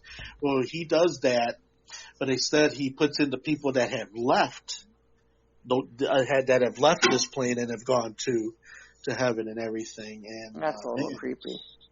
So it's not creepy. It's more like a dedication. That's a little creepy. No, it's a dedication of sorts. I can only hope that when Ivory takes off, Tricky will go ahead and say, "Hey, Simon Ivory Rivera," which he went on the Deadboat and kind of left, but yeah, zombies. What are the zombies? The Zombie Love Boat featuring the zombie boat. Oh my gosh! Now there's a comic book waiting to be written. I think the only one who's left, just Vicky, I think. The Love Boat. What, the Love Boat? Yeah. Well, I know. Lauren Hughes hated. Does Ted McGinley She hated the role. She hated the role as the ship's person. I don't know what the fuck she was on there for. But she was a photographer, wasn't she? No, she was Lauren Hughes was the person that would invite the people on the boat and show them around. Cruise director. There it is. Yeah, she hated that role. She couldn't wait to get. She couldn't wait till that. Yeah, they tried to reboot that series, and it didn't work at all. No, well, it's just like any other thing you try to reboot. They try to reboot the Monkees back in the '90s. They try to reboot, the Love Boat. I mean, it's like I get to thinking, is Hollywood so hard? I hate to say it. Keep running, back to that well, huh? If I was going to reboot the Love Boat at this point, I would almost do it as a reality show. Oh, I don't know. Maybe it'd have to be a staged reality show where it's played out like a reality show, but it's actual actors like pretending it's a reality show. I would do it like a real world. That's an interesting thought, Mike. I mean, and would it be actually as do like The Office on a cruise ship? Do you think it could? Do you think it would work as a 3-camera on one set type of a thing, or do you think that they could actually do what they did in the original Love Boat, going to all of these ports of call and doing it? I mean, that was all on film. I mean, that was Girls on film. That was Aaron Spelling's big baby, and so he filmed everything, on actual celluloid film, and did all of this stuff for the series every week. Celluloid film? Oh my God! They did it with the fat people. What are they doing to the fat people? Not cellulite, celluloid. Celluloid. Not cellulite, celluloid. Yeah, which of course is a foreign name for photography today, because now everything is digitized. Celluloid. What the hell is that? Aside from Love Boat reboots, what do we got? Anything else? Yeah. So it's funny because last week we talked about the OnlyFans thing, and then we reversed it. Huh? So we talked about so OnlyFans was supposed to ban porn. And the next day, then they reversed the whole thing. And the very next day. Yeah, they literally reversed. Well, because they found out that that was their only viable. They were gonna thing. lose 95%. I mean, well, did they learn nothing from Tumblr? Well, I think the other thing is I think that they found funding. That was the problem. Oh, okay. There was talk of that they weren't going to get their funding, and I think that spurred a few things to where. Well, I know that they were like, oh yeah, come on OnlyFans and DJ on OnlyFans, and I'm just like, why would I want to DJ on a porn site? I mean, come on. Well, because initially that's not what they're supposed. I mean, that's not what the site was originally. Right, and in fairness, that's technically. I mean, the reason why it just became a good site for people to do porn. But the truth is it's a subscription-based service, and they've been trying to expand beyond, the pornographic material. And in fairness, there are some people that have gone down there to do subscription-type stuff. It's just, it's so well known for. It's got adult content. Yeah, its reputation has preceded it. So it's right. Like, it's but they've wanted to. In fairness, they've got some people who have done some stuff where it's beyond, where they're not doing porn, where it's like cooking shows and people who do fitness stuff and all that kind of stuff that have nothing to do with it. It's just, the reaction is this where I find porn?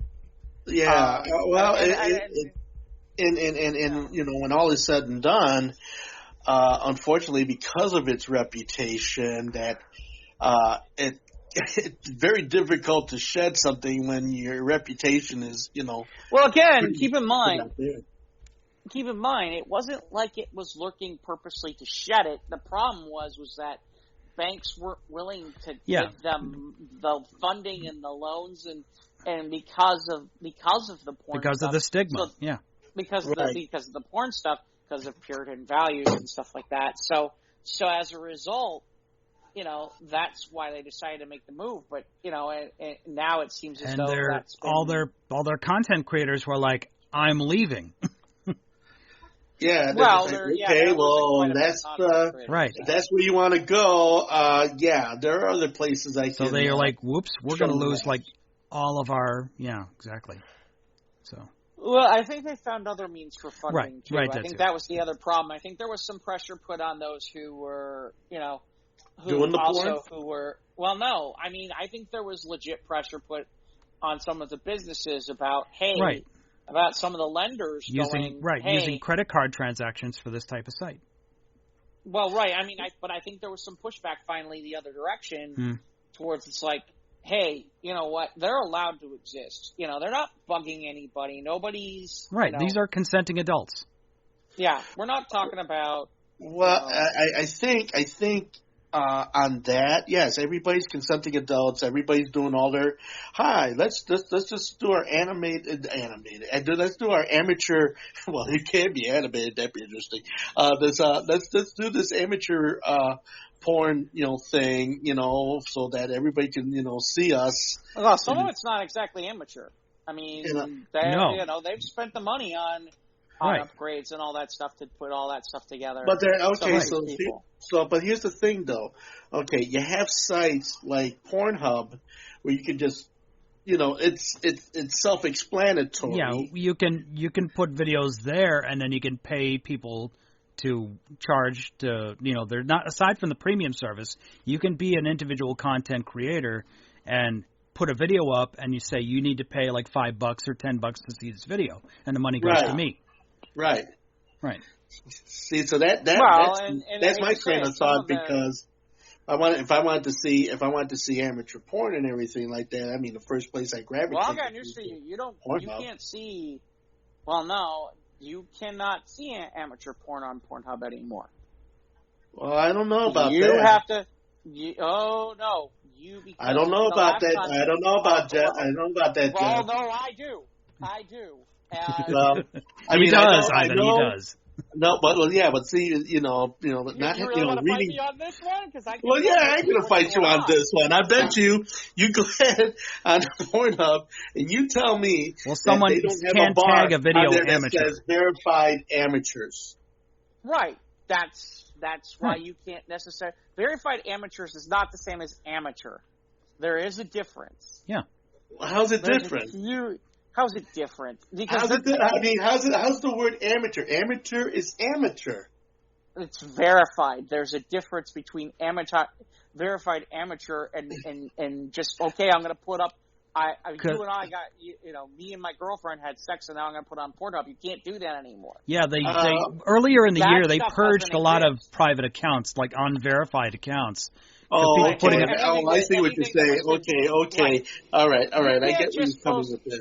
Right, because they found stuff that was like the underage stuff because people. Right, or non-consensual. I remember we talked about that. Yeah, no, right. We talked about that on earlier shows. So when they did that, you have to have that. Everybody who posts content now has to be considered a verified provider on some level, whether they be a verified amateur or a verified professional. That's why. Right. No. Okay. No. You can't just like an amateur put it on there. It's like no, you're not going to find amateur anymore. Okay. That's all right. Now. Anymore. Okay. Well, then I recant what I said, and I mean, is there stuff like that that's out there, and there's sites out there that do it? Yeah. Oh, of course, but I'm never going to go there. Well, and again, that unfortunately, once upon a time, anybody could. Anybody could put anything they wanted on there, but now that's not the case now. Right, I get it. Right, and in fairness, there used to be certain videos that you can't find now because hey, you know what? Someone put them up who was just it was legit, but they didn't have the rights to put certain things up that now suddenly got cleaned up because they just because they owned it or they put it up on their site. But they're not considered a verified provider. That's right. wrong. Then it gets pulled down. I got you. Okay. Right. Now. In some ways. Yeah. In some ways, Pornhub isn't. In fairness, Pornhub isn't. When Pornhub did that, what they, I don't know. All I'm gonna say is ever since that point, and I get it, but ever since that point, Pornhub has not been. Pre-Pornhub has not been what it used to be. Well, no. Well, of course not. I mean, you're going to get people that are going to pay for whatever their, preference. Okay, there you go. I want to use that because what some people prefer to watch is nothing I ever want to think about, ever, So, yeah. Like I said, money changes everything when it comes to whatever it is you want, and, so with that, okay. So a lot of people can't get their weird pornness on free Pornhub anymore. But now you have to pay. Oh no, you can still get weird stuff on free Pornhub. It's just, anyway. Well, the quality's just not there. I get you. Well, no, it's not that. It's just there's certain things that disappeared. Like, it's like, I'm just going to leave it alone. But yeah, so it'll be interesting. It's interesting to see because there was a lot of movement towards, there were and are other platforms and people were talking about moving to them. So it's interesting that got fixed or got dealt with. Let's see what else. So there's an announcement that apparently the first 5 episodes of the new season of Flash it's gonna have certain heroes involved in it. Black Lightning's supposedly gonna be there. Yeah. Well, it's almost kind of like a crossover thing, but it's not a crossover thing because it's certain characters are gonna be there. Like Batwoman's gonna be involved, and Black Lightning. And Brenner Routh's the Arrow, and didn't they say they were going to drop? Didn't they say they were going to drop Batwoman after season 3? Don't know. I thought we had talked about that. Yeah. I don't know what they're doing with it anymore. Okay. Who knows? But the point being is the first 5 episodes apparently are going to include some people who were from other CW shows. Some of them no longer exist. You get the idea. So there's that. Trying to see what else there was that was available this week that we didn't talk about. So Netflix is picking up a last season of Manifest after basically the fans pretty much catapulting Manifest to the top of the list for Netflix for weeks. Did they leave it at a cliffhanger? Yeah, season 3 ending was a definite huge cliffhanger. Okay. But now Netflix is going to do a 20-episode final season. I saw something on PBS. Here I go back to Boomer Television. And in fact, I just happened upon it one night just on general viewing. And I got to see Ken Burns' the story of Jack Johnson, the first famous black, prize fighter, which was an amazing documentary. I mean, it's Ken Burns, and am I a fan of Ken Burns for the most of it? Yeah, he gets it 90% right when he does the documentaries. But yeah, I found there's Melvin Duo has something to say. Invite them as speaker. I got this finishing on the top of my screen. I don't know who that is. Hold on a sec. Okay. Well, as I was saying, so I got to see the history of Jack Johnson. It was the most amazing. It was the most amazing documentary because I had no idea. I mean, I knew Jack Johnson on an outside movie, on another movie called The Great White Hope. Okay, which was made, I believe. Okay, let me throw it into the airwave here. I say around the 1970s or early 1980s. It was called The Great White Hope, and it spoke about the prize fight that took place in Cuba, and that lasted 20 rounds in 100-degree heat, and how Jack Johnson was defeated in that prize fight. Yeah, that was one with James Earl Jones. Right, you got it exactly. Yeah. And with that, only know because of Vader. Well, and it just went around. It just went around his whole life. I mean, he loved fast cars. He was actually scorned for the fact that we're talking in the 1910s now. Him going out with white women, which that was total scandalous, totally scandalous. He had a club in Chicago called the El Campeon, the champion, down on State Street, which I never knew. And he had sports cars built especially for him. He was, in respect, he was very well off for being the first black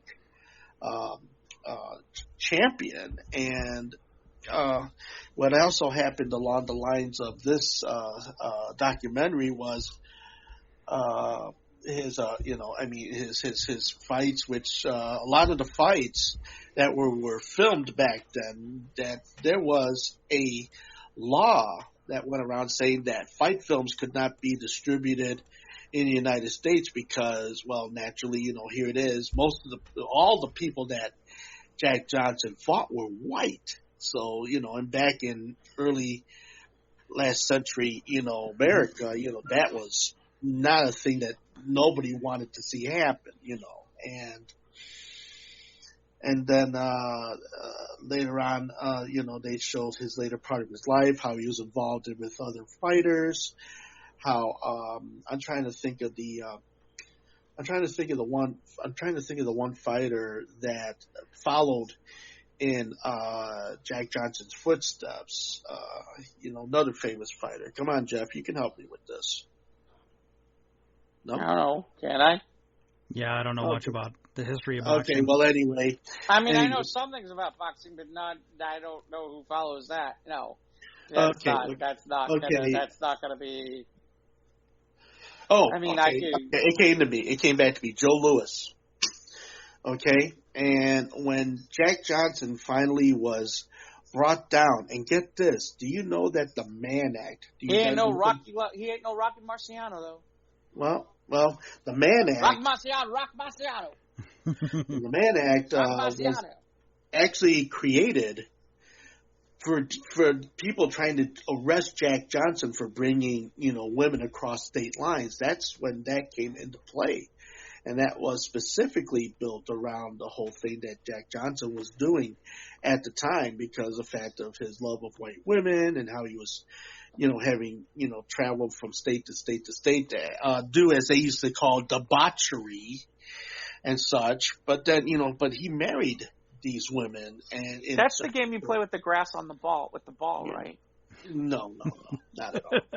But so when Joe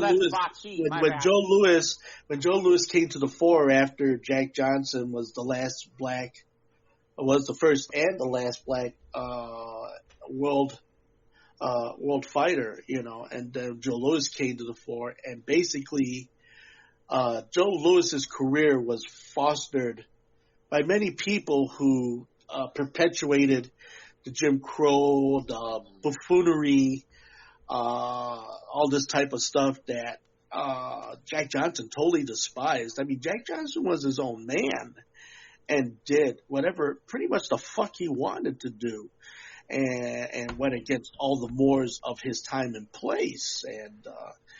And it wasn't for many years until Joe Louis came on the scene and, was the next black fighter to come in of note, And so, yeah, if you have an opportunity to see the Ken Burns, Jack Johnson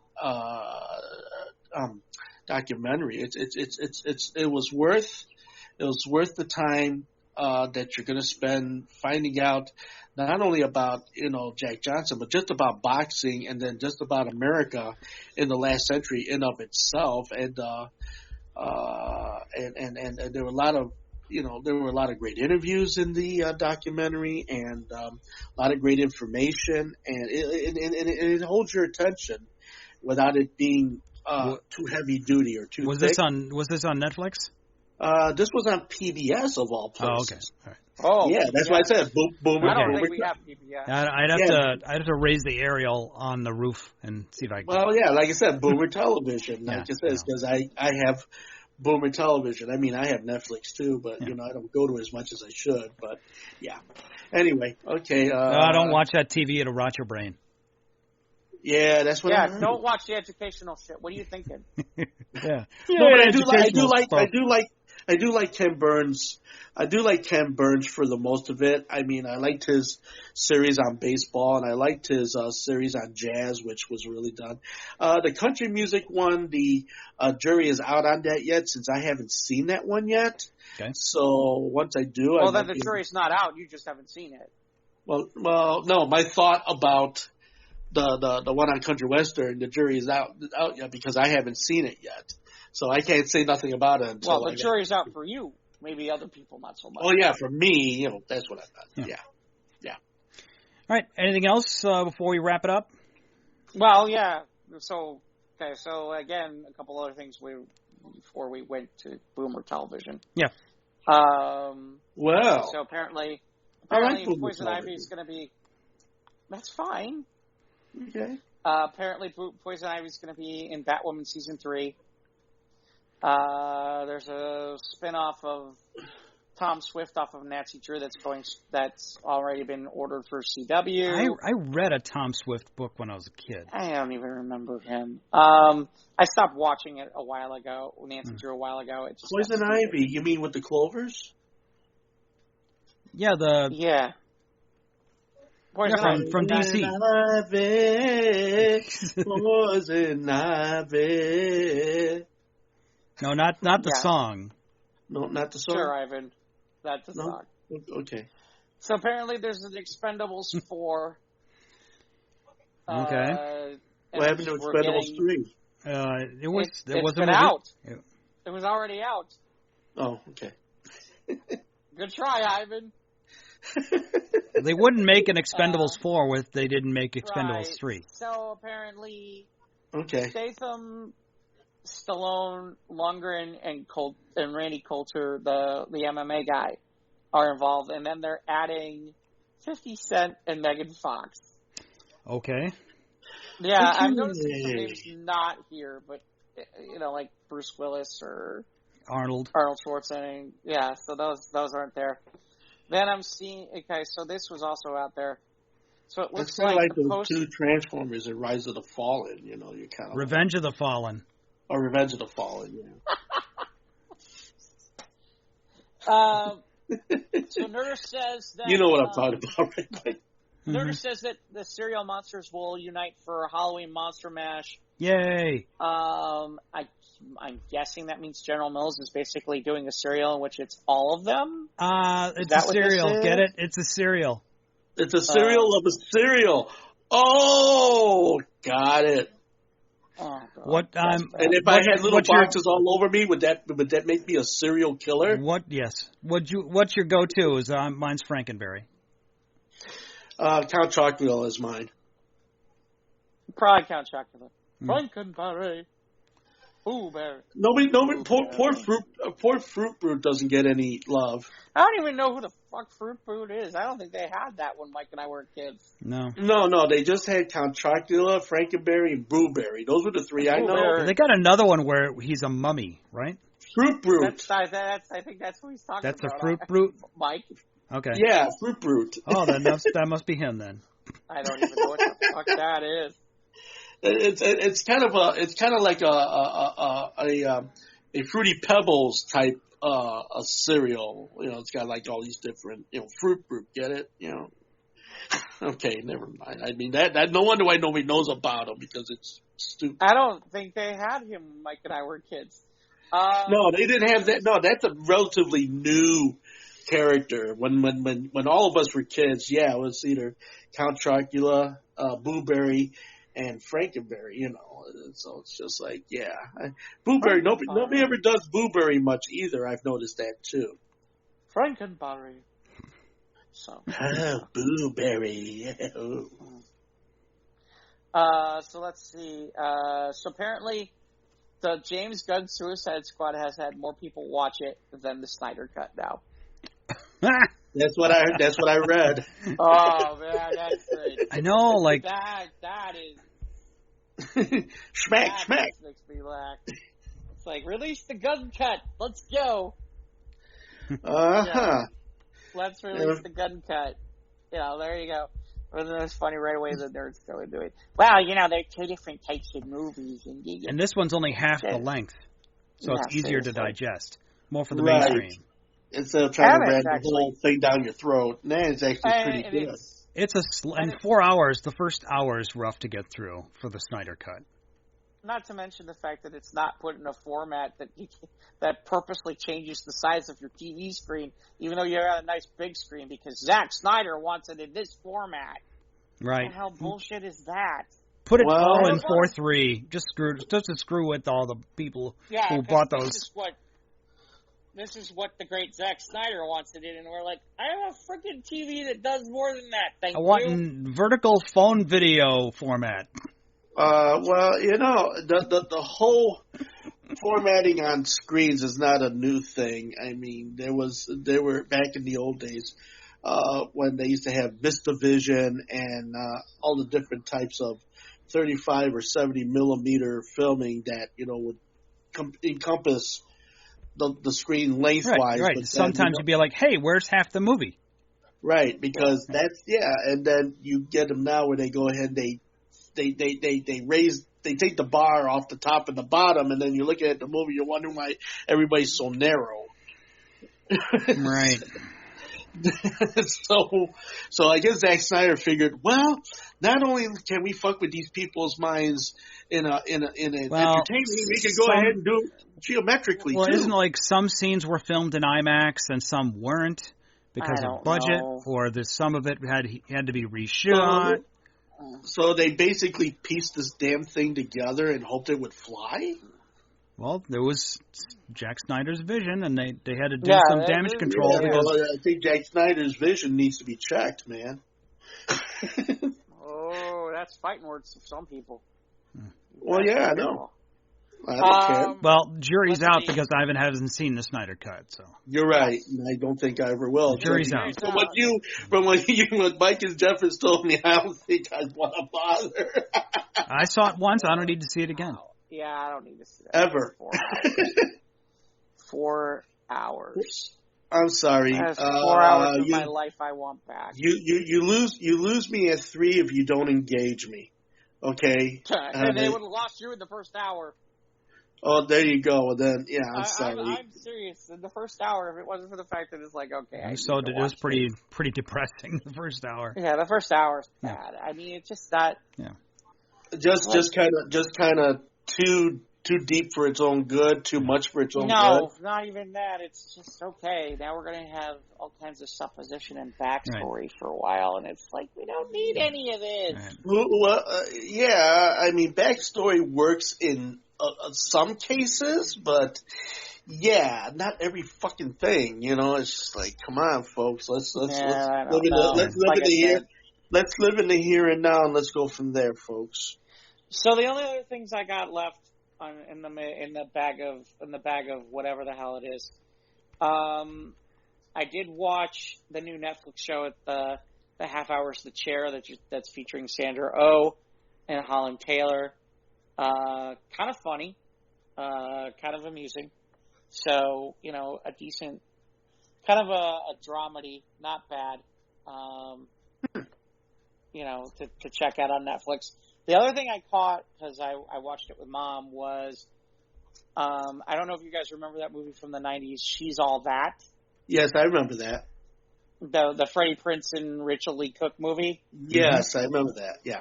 So they have done a remake of it, except in reverse, where it's... They reversed the roles. Right, where they reverse the roles, where the girl is the one who's the hot one, and the boy's not. And Mike, the boy is the guy is from what's his name? Johnny's kid from Cobra Kai. Yeah, Robbie from Cobra Kai. Yeah, that's who plays the guy in that. Ooh, I see. And Matthew Lillard does have a cameo, and it's funny because Rachel Lee Cook plays the girl's mother, but it's not related to, you know, it has nothing to do with the previous movie. So, you know, I'll say this, if you're not going to take it seriously, you're just going to watch it just to watch it and accept it for what it is, it'll be fine. But otherwise it's, you know, it was kind of fun. It was kind of fun to have some 90s nostalgia a little bit, you know, with that. I was kind of surprised we didn't get a Freddie Prinze Jr. cameo somehow in there too, but it is what it is. Yeah. Yeah, speaking of lost in 90s nostalgia, Mr. Hi, I'm listening to my old cassettes this week. Yeah, I get it. You're also listening to the police sirens going down your street every 10 minutes. Well, yeah, I mean, you know, that's Chicago for you, folks. Mm-hmm. It's Sting. Chicago, bang, bang. That's right. Al Capone. Pow, pow. Pow, pow. Yeah. Pow, pow. Bing, bing. Pow, pow. Automobile. Pazing. Pow, pow. Oh, damn. Well, I hadn't thought of that in a while. That movie is better than people give it credit for. I'll take it. And where can they take us to? You try to kill me. You stepped on my balls. Oh, sorry. Me think you American girlfriend. Oh my gosh. I don't want to sleep with some duck's dog. Stop it. Where's Grandpa's automobile? Automobile? Yeah. Lake. Lake. Yeah. Still kills me. Sorry. Molly Ringwald. Wow. Oh yeah. Yeah. That's one of those. Those were some great movies. I'm sorry. I thought those movies were great. Yeah, some of the jokes are dated, obviously. Just Like, Asian stereotypes, just, like... Yeah, could you get away? I don't know if you could get away with, that. Yeah. Well, I don't know. Nobody's really gone after that movie. Well, all right. I mean, look, what was that one movie, The Joy Luck Club? Not The Joy Luck Club. That's a little different than The Breakfast Club. No, I know The Breakfast Club. I mean, I love The Breakfast Club. I mean, we're talking about the Asian that's not exact. That's not. We're talking 16K. I mean, this is blatant. Joy Luck Club and Wong Duck Dong. Well, yeah, well, they're two different worlds. But I'm saying, Asian representation has come up a lot since then. Is what I'm trying to say. That would have been Crazy Rich Asians is pretty current too. So Duck Dong and Crazy Rich Asians. Now that would be the Donger needs food. Yeah. Donger hungry. Donger need food. God. Yeah. No. That's why a couple of Jerry Lewis's movies don't get shown because of the negative. Yeah. Well. A lot of movies now are getting, they're getting, sliced up for that, which it is. Yeah. Well, I mean, there are some times where it's like, you watch something and you're like, oh, that didn't age well at all. Like, I know what it was. When Super Dave Osborne died, and I went to go find like old clips of the Super Dave Osborne cartoon from Fox Kids in the 90s. Yeah. Because I was going to show. Yeah, I was going to put those. I was going to put that on to show. I was going to put that on my Facebook page, and I'm watching some of it. I'm like, this did not age well at all. No, it's really bad. It's really like his sidekick. Fuji. That Fuji thing is really it's like everything else. Everything else that we grew up with would never gel in the millennial world today. No. The problem is, it's funny because the rest of it's okay. The problem is the sidekick Fuji. It's so bad. I mean, we're talking about we're not talking about the 80s. We're not talking about the 70s. We're talking the 90s. We're talking the 90s. And it's like I'm watching it, I'm like, oh, that's probably bad. why it didn't make it past one season. Right, Did it only do one season? I think it was only one. I think it was more than one. I think it was two. Well, and the worst part is, because they actually had a couple of, they do have episodes of this on YouTube still, and it was funny because there's the scenes with real life people, and then they have the real life Fuji, and it doesn't do any better. It's not even better than the cartoon. It's equally as bad, and it's like, this is not aging well at all. I'm like, I can't. Oh my God! Being the cartoon.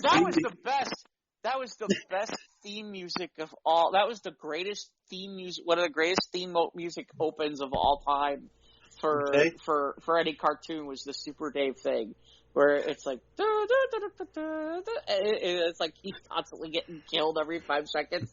It's funny as hell. Yeah. Well, it's like you can't watch. I can't play this. I mean, well, I guess this, being the cartoon lover that I am, there's a lot of cartoons I can't even show in public anymore because of the fact there's just so much of this type of thing.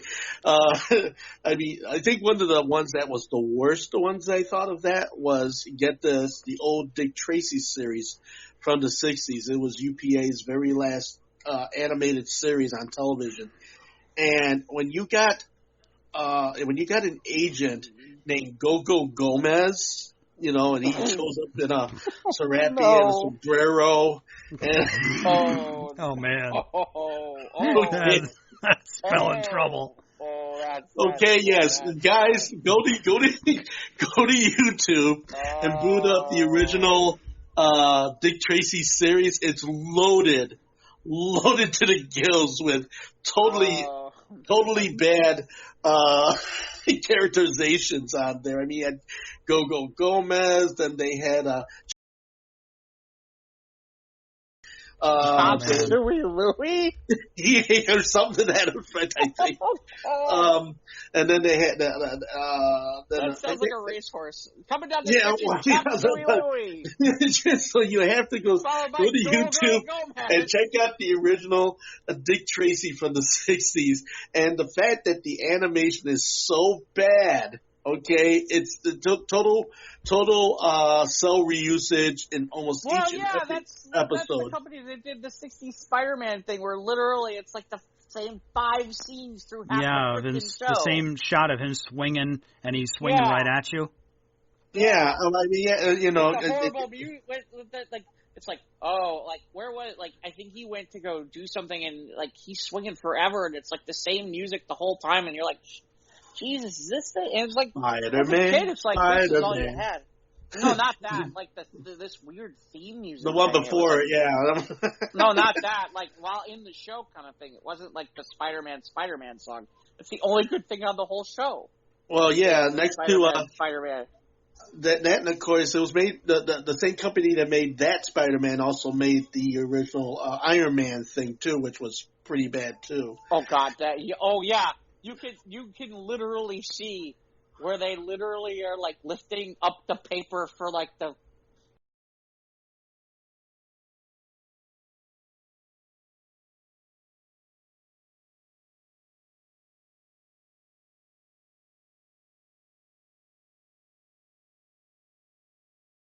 while, and then I was making fun of that for a while, and then I caught old episodes of the Super Friends.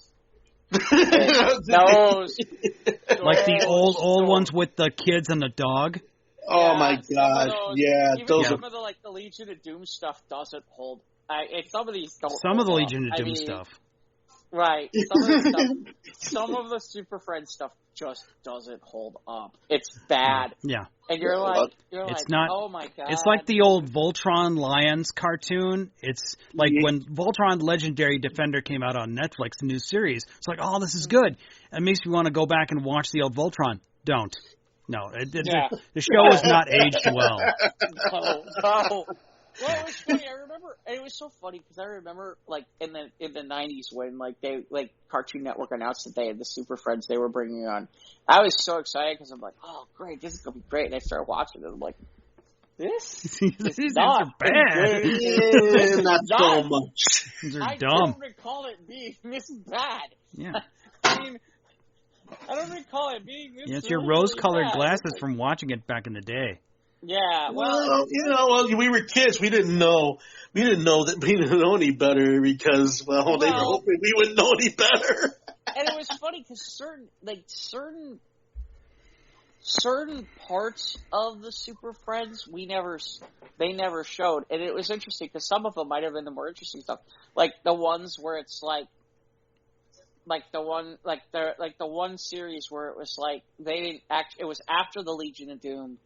And it was with the Wonder Twins and the ones where like Superman Wonder Twin forgets, powers. Or like the one where Superman forgets who he is. Yeah, and he gets crashes on this planet, and he's like becomes like a Black Knight or something like that. Right, or like it's like amnesia. Yeah, exactly, some crazy ass shit. They get trapped in the genie lamp, or those. Those don't. I don't remember seeing so many of some of those crazy ass adventures. Yeah. Yeah, some of the. Or the ones where Dracula comes back, but they can't show blood. So it's just like Dracula transforms people into vampires, just like using like eye laser beams or some shit. Yeah, exactly. It just gets dumb because obviously you can't show blood on a cartoon. And they don't really show the superpower episodes either. The Superpowers team. Yeah, the late ones where it was like where you got from the 80s. That's where they introduced like Firestorm. What was his name? And Cyborg was on it at one point. Yeah, Cyborg was on there too. Yeah, and Frank Welker voiced Darkseid. Yeah, and he was such a simp for Wonder Woman. It was sad. Wow. Wonder Woman. Wonder Woman shall be my bride. No. So we Gadget. Next time. Exactly the same voice. Really? We got anything else, or are we done for this week? I don't really. Well, so we're not on next week, right? No, we'll be off for Labor Day because it is Labor Day and a Jewish holiday. Right. So we will catch up with you the week after with much more hilarity. We'll be laboring the Jewish holiday. Yes. It's like what? So like the Jewish, it's a Jewish New Year, so it's like the year like 8,000 or something like that. I don't know anymore. You don't know these things. It's like in the fives or something. Okay. I think. Right. I think it's 5680. Hold on. Watch me be right. Now, wouldn't that be something? You're the highest without going over. There you go. Do I get the car? No. You do get to spin the wheel. Oh, all right. Cool. What number did you have, Ivan? I said 5678. No, he said 5680. Or 5680. Yeah, you're off by about a good 181 years. Okay. Well, not too bad. Not too bad for Puerto Rican. It is 5781. Yeah, Ivan's the winner. Yay! You're not the winner. You're the only one who picked. No, I said like 8,000. You said 8,000. Jeff just bid $1. So yeah. Okay, so although that doesn't help me here, so yeah. I knew we were in the 5,000s. That I knew. All right. I blame all you guys for this. You know, you guys are your crazy cockamamie Christian calendar. That's right. No, you can't. This is the year of our Lord 2021. I'm sorry, I'm expectarian. You can't blame me. I know. I'm a different. Your crazy cockamamie BC, all your cockamamie AD. It's CE, Common Era, not anyway. BC and AD. BVD, ACDC. I'm gonna give you. You better be careful. You might have VD. All right. I don't know. What do you got going on, Ivan? You spinning anywhere? You spinning this weekend? Right, yay! Ryan? Yes, I'm spinning this weekend. I will be at Cafe Mustache from 9 to 2 this Friday, the 3rd. And then on the 5th, I will be at Coles, COLES, also from 10 till 2 a.m. So wow, morning gigs. Yeah, so if you come on out, in the evening, 9 p.m. to 2 a.m. or, over at so not morning gigs. Yeah, long 10 p.m. starting at 10 p.m. 10 p.m. to 2 a.m. Central Standard Time. Right, exactly. Not UK time, no. Why would it be UK time? Well, because how I always do my shows, wheel. I always have to post up, our times and then United Kingdom time and everything. This is American CST. Well, all of his British fans, they fancy his music. Well, then you should go on. Yeah, there you go, Ivan. You could be on OnlyFans. They won't bug you. How can I go with a straight face to the people who watch me play the hi? Catch Jive and Ivan on OnlyFans. Oh no, Ivan's gonna be with his shirt off all the time. No. Exactly. You can make them pay to put your shirt back on. Okay.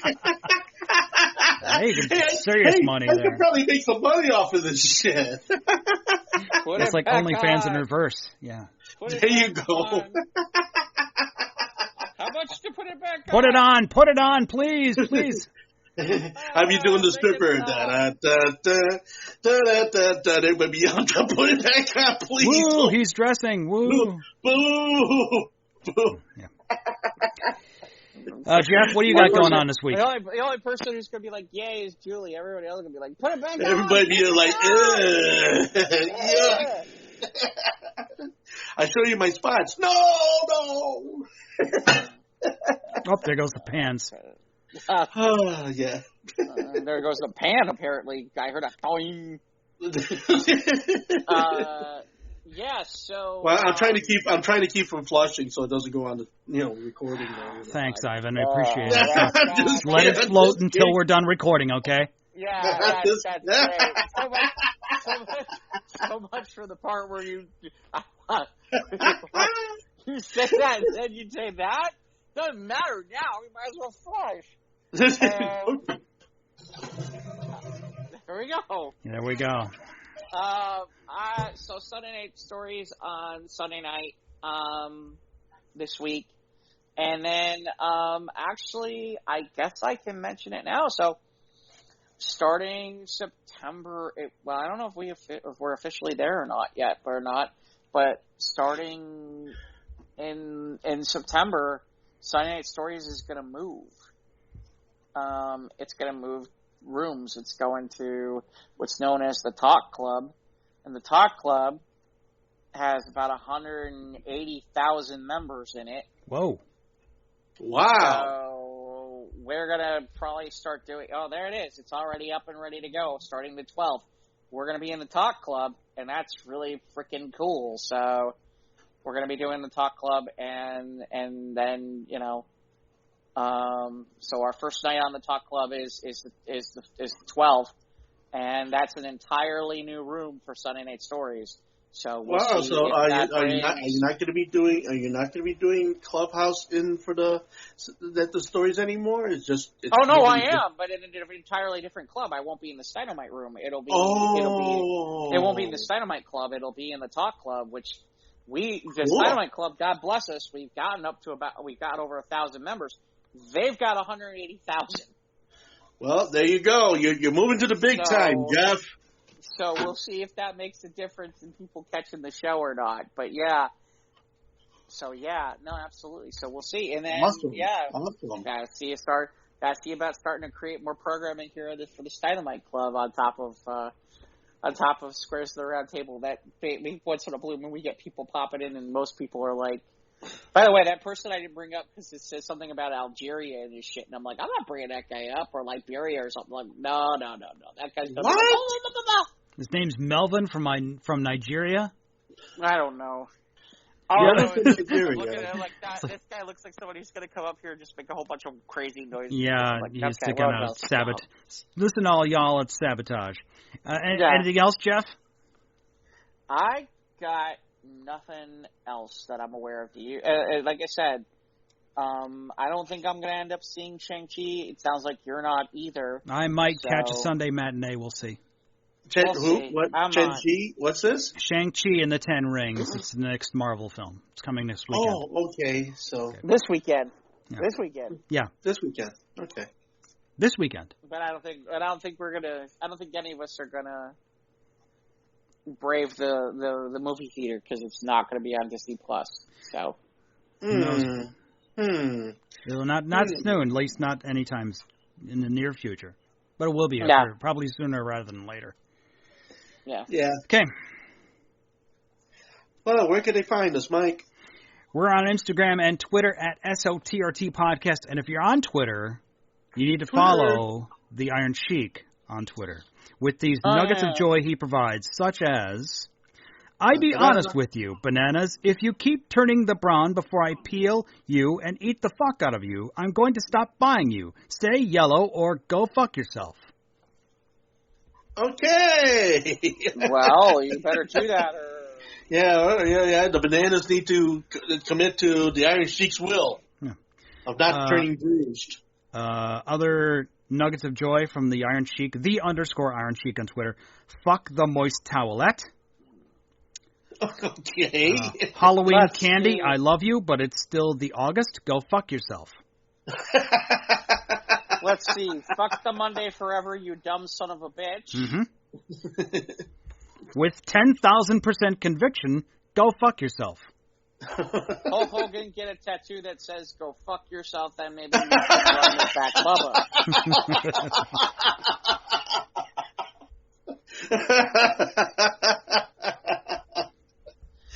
Apparently, Iron Sheik was watching the fight the other night. Mm-hmm. He has some nice, kind words for Ed Asner.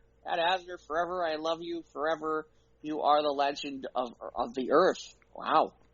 That's high praise. Now that's huge praise coming from the Iron Sheik now. Absolutely. That's huge. That's shockingly big. Fuck the hump day. I still like the one where Hulk Hogan attempted to get a tattoo. It's like, go fuck yourself. Let's see. OnlyFans, Bubba, it looked like you didn't want to leave the money on the table. Let's see. Okay. What else we got? Cheesecake Factory, I dare you to bring me well, here we go. Cheesecake Factory, I fucking dare you to bring me a Sprite again. You know the legend didn't order that jabroni drink.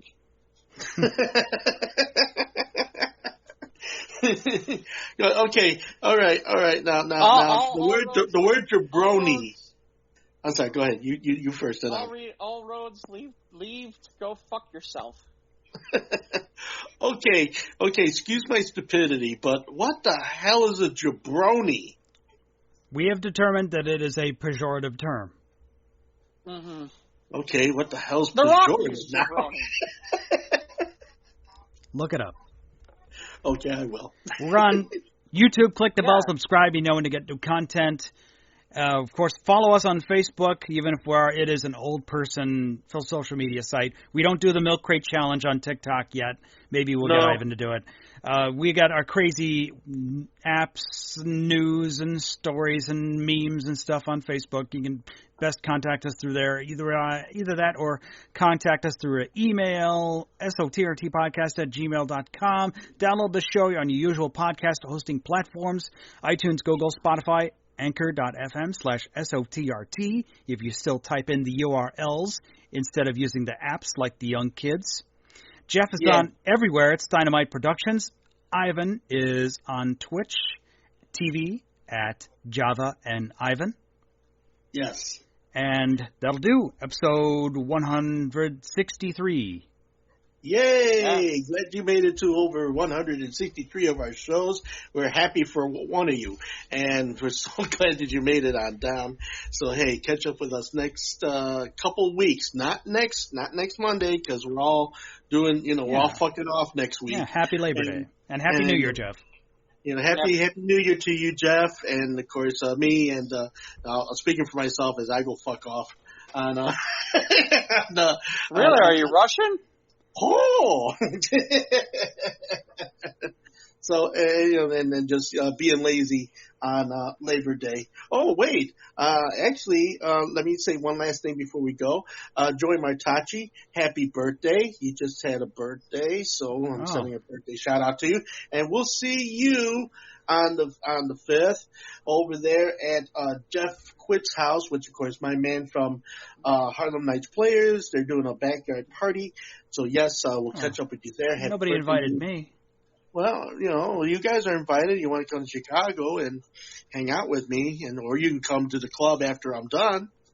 You guys can come up to Chicago, too, out there in the audience. You know this, right? Thanks for being with us. Have a great day. I come from, Australia. Right. What? Bulgaria.